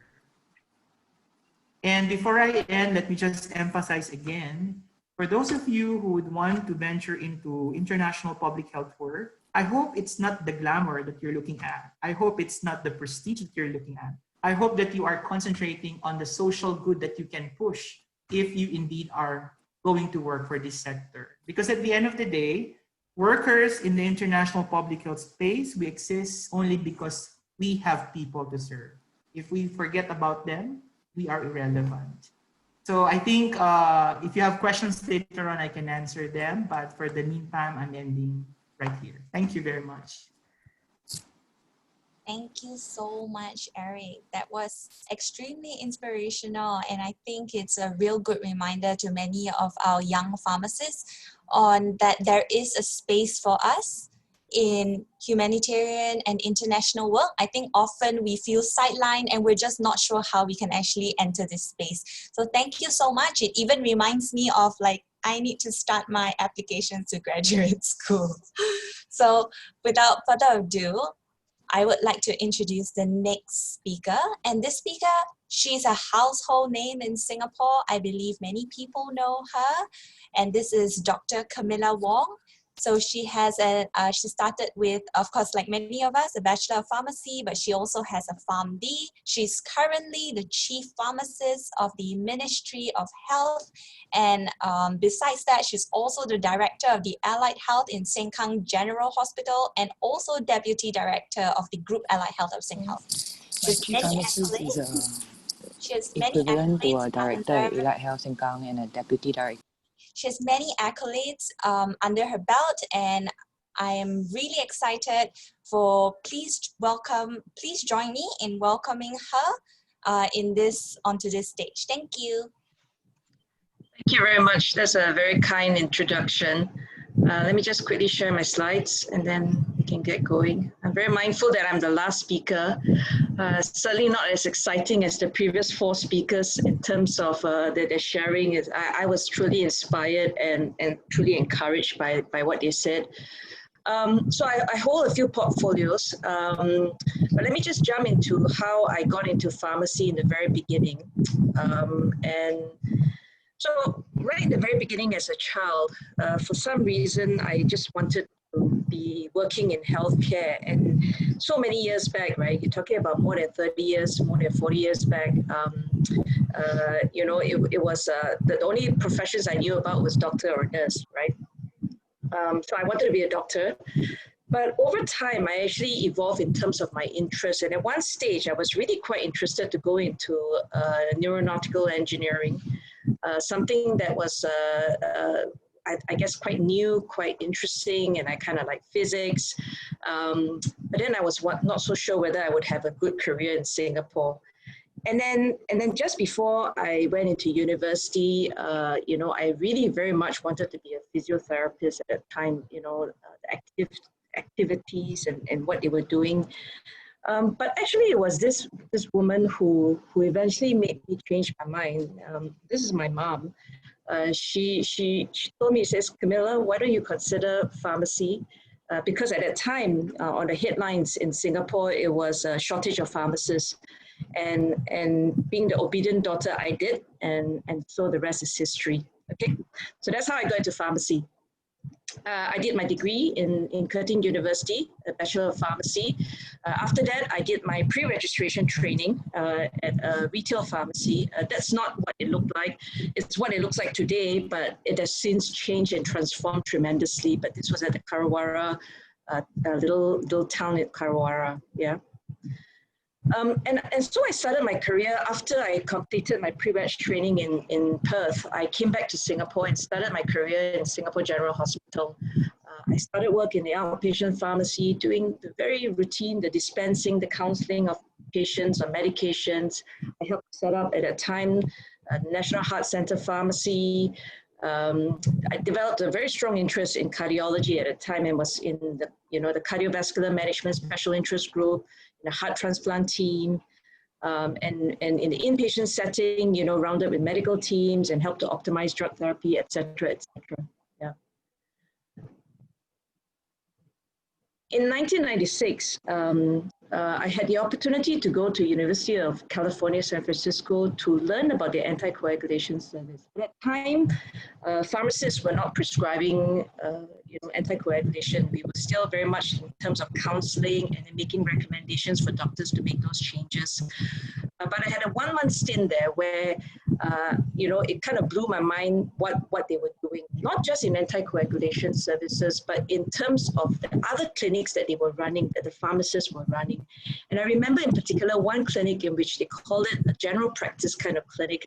And pretty much the pharmacists function like a GP to a certain extent, general practitioner, and help to resolve a lot of issues with the patients. So it was a really good 1-month experience. After that 1-month experience, I was actually offered to further my studies, and I decided to embark on a Doctor of Pharmacy, not because I was chasing paper.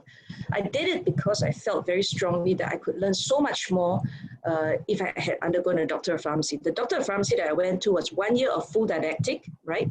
And then another year of full hands-on practice. And what I learned in that 1 year, that 1 month, in the University of California, I thought if I had 1 year of that, oh my, the amount of things that I could be learning would be tremendous. Yeah. And so I decided to pursue that. Right after doing that, I, remember how I had an interest in cardiology.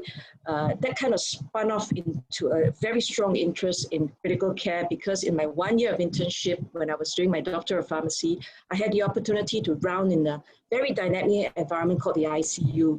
And I loved it. And I thought if I had a 1 year residency in that, I could learn so much more and bring that knowledge and skill set back to Singapore and set up new services. So I decided to do that. So after that, pretty much what I did was just got good at pharmacy. As a critical care pharmacist, my role primarily was in the neuro ICU, as the clinical pharmacy services in charge, and eventually as the inpatient pharmacy in charge at Singapore General Hospital, overseeing a multitude of services and all sorts of rounds and doing the usual medication reconciliation, dispensing, counseling of patients. And eventually in 2007, I was given the opportunity to be deputy head of pharmacy, and I took that up. There was a question from one of the questions, it talked about convincing yourself to take risks to move on. So when I tried to convince myself, because the reality is that when I went into pharmacy, it was to care for patients, it was to take care of patients. When you start to take on more administrative roles like inpatient in pharmacy in charge or deputy head of pharmacy in charge, you get further and further away from the actual clinical practice. But the way I justified to myself was I said, well, I could be overseeing just a small unit, or I could be overseeing the whole department of pharmacy. And so that's why I went on to do that. At the same time, at the national level, I was quite involved in a number of things, developing a career development pathway for our pharmacists, competency frameworks, and also the setup of the Pharmacy Specialist Accreditation Board, of which now we have 7 specialties that are recognized. I think we're the first in the world to have a specialist, a pharmacy specialist register. But if you look at that table, that little chart there, that's actually one of the things that I take a little bit of pride in is in terms of the career development pathway for our pharmacists. And if you look at that, there's a breadth of things. This is just, mind you, in the public healthcare sector, right? I'm not even talking about out in the industry or even in the NGOs and all this. I'm just talking about this in a public healthcare sector. We have people who can go into the management, the professional track, which is the yellow one, people who excel in clinical practice, people who excel in education and training, and of course, people who are really good at what they do, research, right? And so anyone could, once upon a time when you had to go up the ladder, there was only one track. The further up you went, the more administrative you got. And people felt quite uncomfortable. They didn't like that because a lot of them went into healthcare because they wanted to be with the patients. And so these tracks then allow people to excel in what they were good at. Yeah. And now, of course, our competency framework has now recently, I think in May of this year, we launched what we call the development framework that's for the nation. And it literally links the whole continuum of competency for pharmacists to be developed from when they first join all the way until they excel as an advanced practitioner. Yeah, and the whole point is, of course, to ensure that we've always got continuing professional development. At the national level, I was also quite involved in my society, and I would strongly encourage all of you to be very participative and really play a big role in your country's own professional organization. There were so many things that I learned being a part of the being a part of the Pharmaceutical Society of Singapore that I never got working in the hospitals, yeah, or in my jobs. So I was president from 2003 to 2005. We did a lot of safe medication use kind of initiatives, a lot of public outreaches, and of course we ran a lot of conferences. Some of you may have had, maybe not, you're too young, many of you are quite young, but maybe the older young pharmacists, some of you may have joined us at the 2008 FAPA conference when it was held in Singapore. Yeah. And then my journey continued, right? So being deputy head of pharmacy, and then in 2009, an opportunity came and says, Camilla, would you like to consider to be deputy director of allied health? So it is one level up and taking charge of the portfolio called clinical governance. And that was something that I was kind of interested in, didn't know very much about. So it was quite interesting and it was quite a challenge. But again, the same thought came into my mind. I could be managing just a pharmacist, or I could be managing a whole team of people, which is not just pharmacists, but a total of 8 different professional groups. And as you see there, and in my job, what I did was I did a lot of work in terms of driving safety, right? I had to be the one to be in charge of setting up new services. So I don't know how many of you have heard of music therapists, but they are graduates, and it was something new that we were brewing in Singapore General Hospital at that time, right? And then, of course, and helping to push our pharmacists and our allied health professionals to practice at the top of their license, to prescribe and to do all sorts of things. For our physiotherapists to do ultrasound imagings, et cetera, et cetera. Yeah. So then, just when I thought I was done studying, this came up. Singapore Management University and our SingHealth cluster came up with a program called a postgraduate diploma in healthcare leadership and management. And it was really quite good because it was an opportunity to really learn some of the more administrative skills that pharmacy school didn't teach me, right? And it was also a good opportunity to network with fellow healthcare leaders, doctors, nurses, allied health professionals, administrators, right? And it was a very practical course that was taught by not only faculty from SMU, but also SingHealth professionals, who gave direct insight into the practice and how you can apply it. Yeah. And then in 2014, I was asked if I would like to consider taking on the position for Deputy Director, Group Allied Health, and that's at a cluster level. So SGH is part of a bigger cluster called SingHealth, right? Like Sengkang General Hospital, the hospital that I'm in charge of now, it also comes under SingHealth as well. And then for that, I was overseeing 31 different allied health professional groups. And finally, of course, my latest this appointment that I had was with Sengkang General Hospital.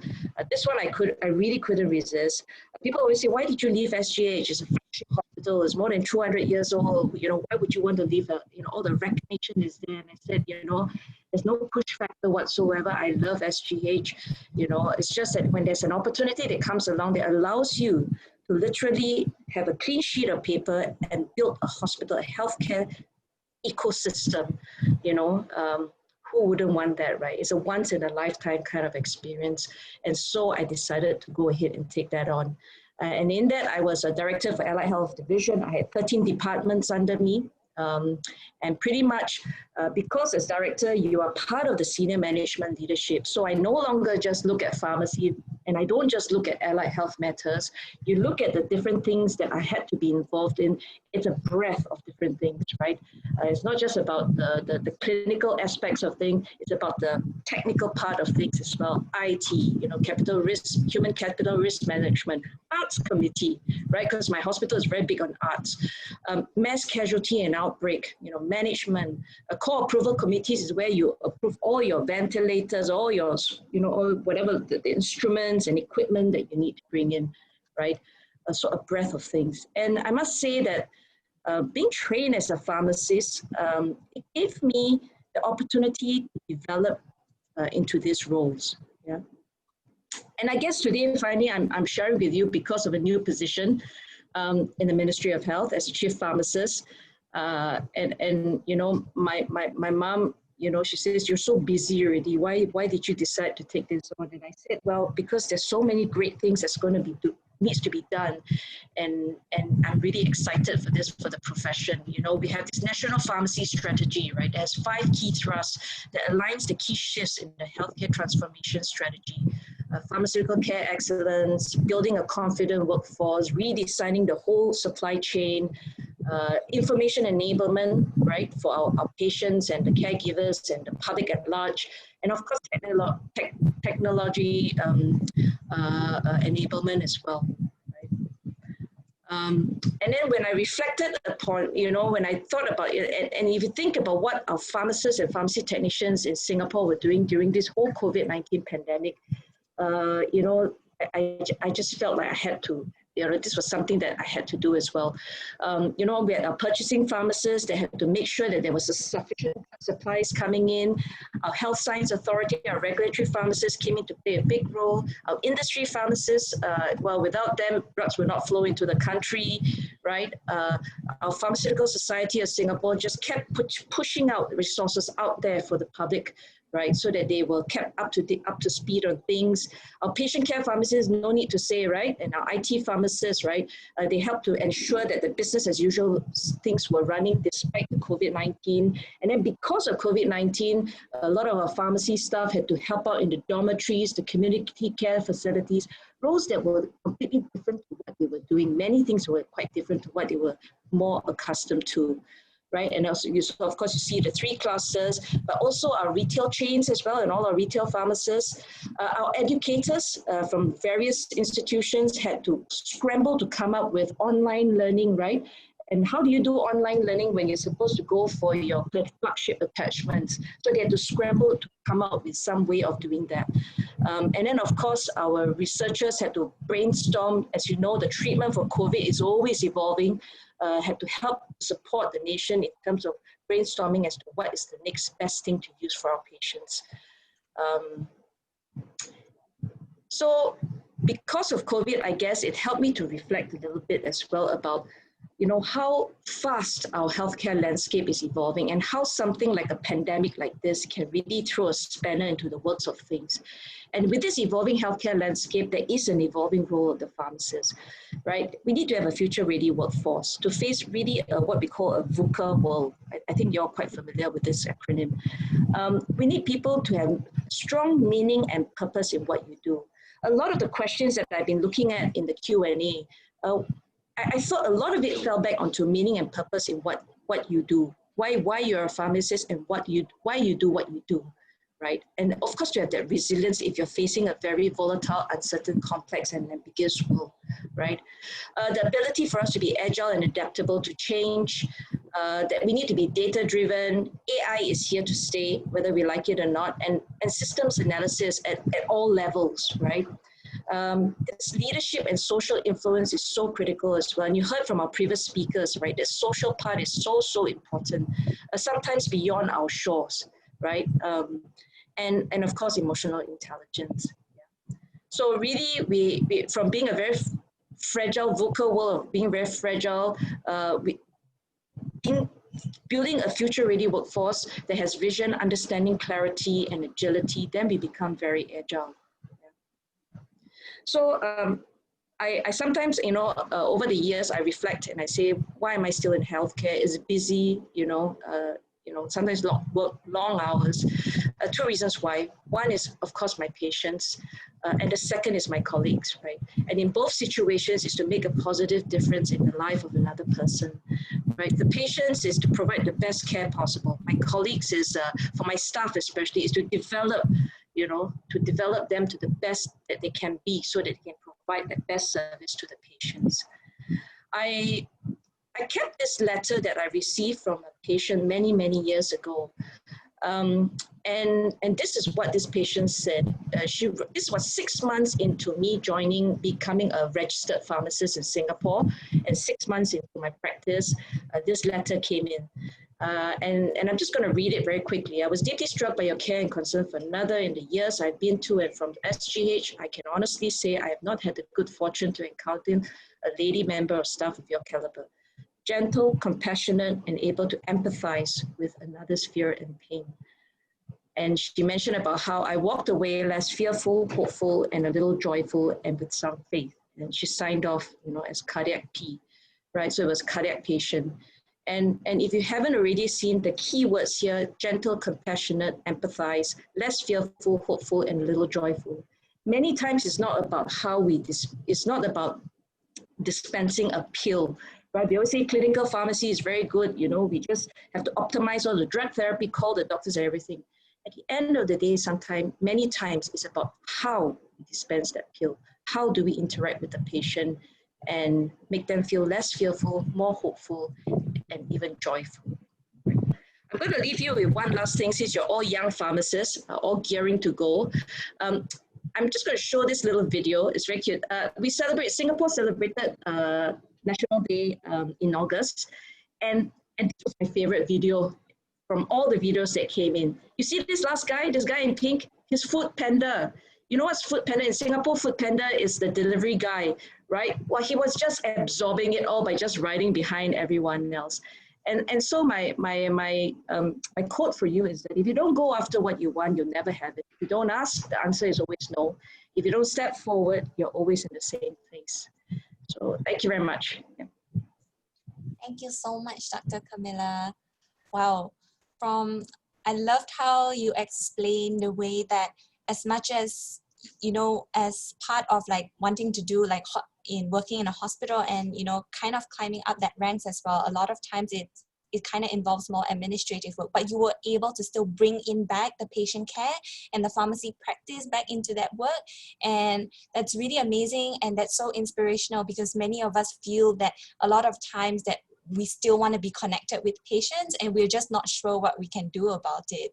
So thank you so much for that inspirational presentation. Thank you. Yep. Thank you. So we understand that we're a bit cramped for time. So we will try to go into the Q&A very quickly, and if we could ask for the attendees and the panelists to just spare about 10 to 15 minutes more, because we have two questions that are these burning questions from our attendees, and they would like to know the answer to it, and I believe our panelists and our speakers will be able to give that answer. So the first question is by one of our attendees. They asked, I'd like to know, how do you convince yourself that you will take the risk on having your current job now? And how do you avoid to feel any regret after leaving your previous job? Could I throw it to Lucas?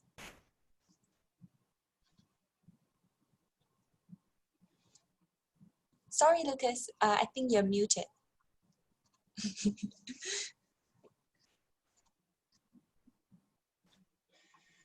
Hello, is it better? Yes, can hear you now. I will answer specifically on the risk. I think that this is the big point, because well, that's what it's about, right? You go to a country in an emergency that is in a civil war or something, there is a risk. Usually on those situations, we have on the field, we have, of course, the head of the mission and a security team who will do the assessments for you. And if you think on my situation, like in Iraq, the greatest risk was ISIS, right? So when I arrived there, took some months until officially end of ISIS, right? It's not really a full end because it still exists. So the risk is there. And I think this is what whoever wants to go for humanitarian, they have to put in their minds, the risk exists. You have a team who will support you, but you, in the end of the discussion, you are also somehow responsible for your own security. So we receive special security trainings, which are very intense on the humanitarian level. So we can be more prepared and understand more around us, briefings and everything. But the risk is there. And yeah, it's part of the process of you convincing yourself that you can trust the people. If you are not feeling that you trust, then you have to find a way to start trusting it then, or change your work. But you have to believe on those people in some level, believe in yourself, your skills to keep safe, and to be aware what can happen. So if there is a risk, for example, in Yemen, in Iraq, there is a big risk of kidnapping. You need to be prepared to know and to have an idea what will happen if I will be kidnapped. So it's a big thing. So you got the preparation, but the first step is here.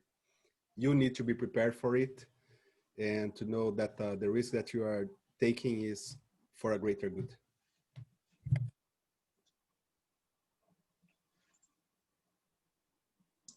Thank you so much, Lucas. I'm going to pass the time now to Mike to take on the second question. Okay, thank you, Elizabeth. So now I have the second question I would like to ask our speakers here. So like from the participants, there's one question because like, I think it's due to the financial strength, because like working in the non-governmental or governmental organization, probably there's one like consideration for them. So the participant, they asked like, there are some of the internship are not paid, or it requires for traveling, working in the non-organization or non-governmental and governmental organization. So what are the options for the people who are interested in working in this area, but they cannot really offer it because they cannot really get any financial support from the organization, and their family also like relying on them. So we would like to ask the speakers, like, do you have any suggestions for this kind of the people who are considering working in the governmental and also the non-governmental organizations? Maybe Eric, you wanna answer to this question, because I know that you have the most, maybe the direct experience in WHO before. Thank you. Thank you, Michael. Just an update, the Director General of WHO had made it as one of its priority to do some reforms for the WHO internship program. I know that they are trying to look at a model where interns are to be paid now under the WHO system. But of course, the internship process for WHO is a bit competitive. There's a selection and matching process that comes with it. But generally speaking, for those of you who are thinking, okay, I want to do internship, maybe it's unpaid, or maybe it has not so much resources that go with it that would somehow compromise my ability to do some other responsibilities. I think the way I look at it is more of assessment again of your priorities. Meaning to say, at that particular point in time in your life, what are the things that matters most to you? Unfortunately, there are times that you cannot have it all. Just like what happened to me in many instances of my professional life. And given that, I just want to emphasize as well that there's timing for everything. There's a good timing for everything. And while the time hasn't come to you yet, for some of you out there, the best thing to do is to prepare for that time. Meaning to say, while you are not at it at the moment, in terms of skills, in terms of competencies, in terms of emotional and psychological preparation, you have to do your best to make you really fit for that once the timing is right and once the opportunity presents itself. In my case, I was just lucky that the opportunity was presented to me. It did not come at the time that I wanted it, but it presented itself, at least to me at that time. Just to briefly share with you, the opportunity to work for WHO came to me when I was still the chairman of the Department of Pharmacy at the University of the Philippines. I was living a comfortable professional life in the Philippines. But at that point, I was thinking, all my life, I think everything that I've done is towards that goal or towards that opportunity to be working for people. And as I said to all of you earlier, my vision was more of like having that impact beyond my classrooms, beyond the laboratories. And so I wasn't worried much about the risk in terms of what will I lose. My focus was more of what will I gain out of it. And then I realized also the honor and the privilege of working for an organization like WHO really comes rarely. And so my mindset is more on the gains rather than the risk. More of the things that I can do rather than the things that can come back to me. So I guess with that kind of mindset, you will be more prepared in terms of analyzing the situation more holistically. Do not force yourself. That's just a friendly reminder to all of you. Don't force yourself. There's a process for this. I know that young pharmacists are so eager to be involved. You have to make sure that when the opportunity comes for you to be involved, you have the tools for it. Otherwise, if you join prematurely, the opportunity presents to you, you don't have the tools, you will miss out that chance to make that impact because you'll be frustrated as well. You have to get the tools right for you. So when it presents, you're ready. And when you're ready, you'll be able to do it excellently. Not for yourself, but for others. Over to you, Michael. Okay, thank you, Eric, for the very nice answer. So yeah, of course, sometimes we need to take the balance between the risk and also the benefits we can get no matter which situation. So I totally agree with your answer. So I'm sure that regarding this question, I think not only from WHO perspective, I think some of the people here also like to hear from Dr. Kamira from public health sector. Thank you.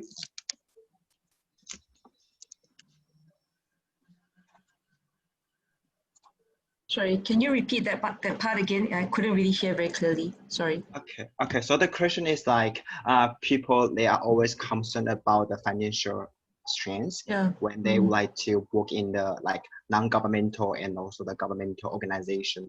So they would like to know from the speakers like what kind of the situation and also what kind of the suggestion you can give to them. I wasn't so sure because I thought I heard that it was more for internships.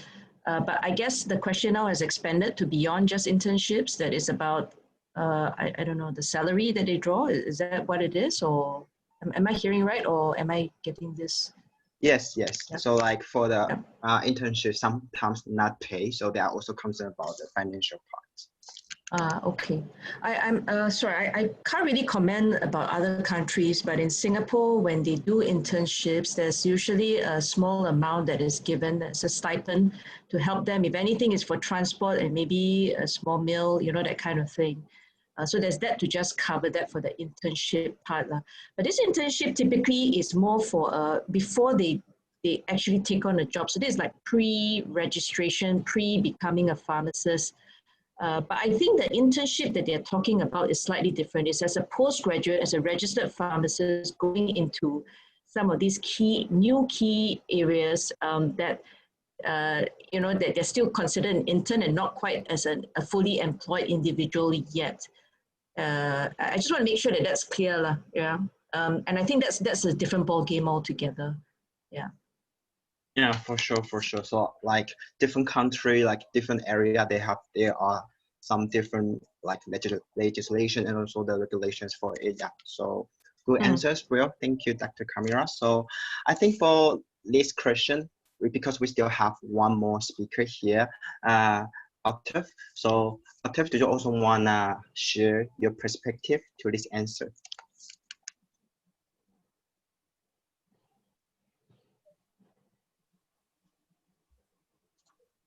So the question on the financial reward. Yeah, the financial part. Yes. Yeah. So so I think I answered this question on the Q&A chat box. It has been an issue, and I do remember at the time I was at IPSF.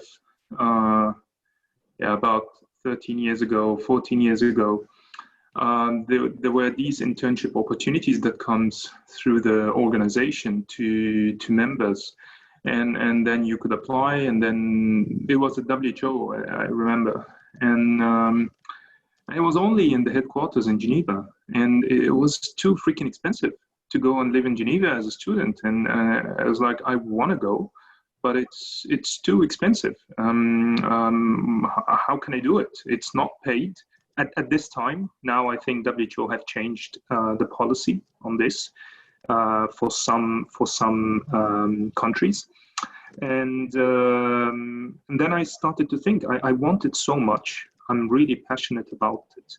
What can I do? And then I started to look, and I was lucky to find the WHO office in my country, a regional office actually, not a country office. And then I started to look for people. I applied, and it was much more reasonably sort of less expensive in that sense to work there in that office. And so there is a way that you could look for the local office or the regional office of the organization you're interested in your country. There are other ways where you could go to your school. There are sometimes stipends and grants that you could apply for that could help you, that are designated for people to seek these kind of professional opportunities. And there are some foundations also that you could apply for that actually supports this kind of financing schemes. So there are different ways. I think that as long as you're really passionate about it, you want to do it, you will find a way. And for non-internships, for full-time positions, as I said in my presentation, it will take time. If you want a high-power, high-pay job, that's not necessarily the career path you might want to consider. And so you need to take it, step by step, and then it will come over time. Over. Okay, thank you, Octave, for your encouragement and also the suggestion to all the participants here. So for this Q&A session, I think all the participants, you also get lots of the fruitful answers from our speakers to the questions. So thank you again to all the speakers' answer to the questions. So now I think it's already come to our beautiful ending for this session. So may I have the next slide?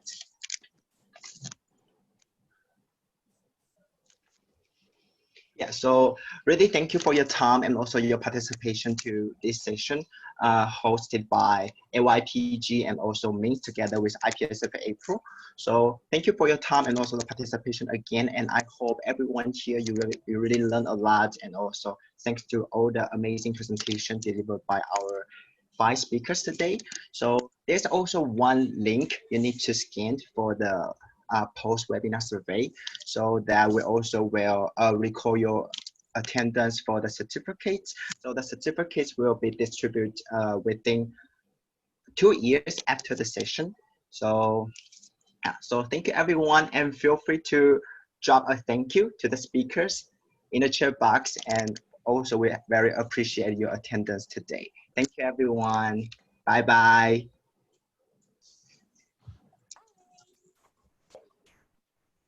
Thank you, everyone. Thank you for all the speakers, for all the inspiring speakers, and also the moderators. Thank you for all the participants who come here. So really glad to have this session today. Thank you. Thank you.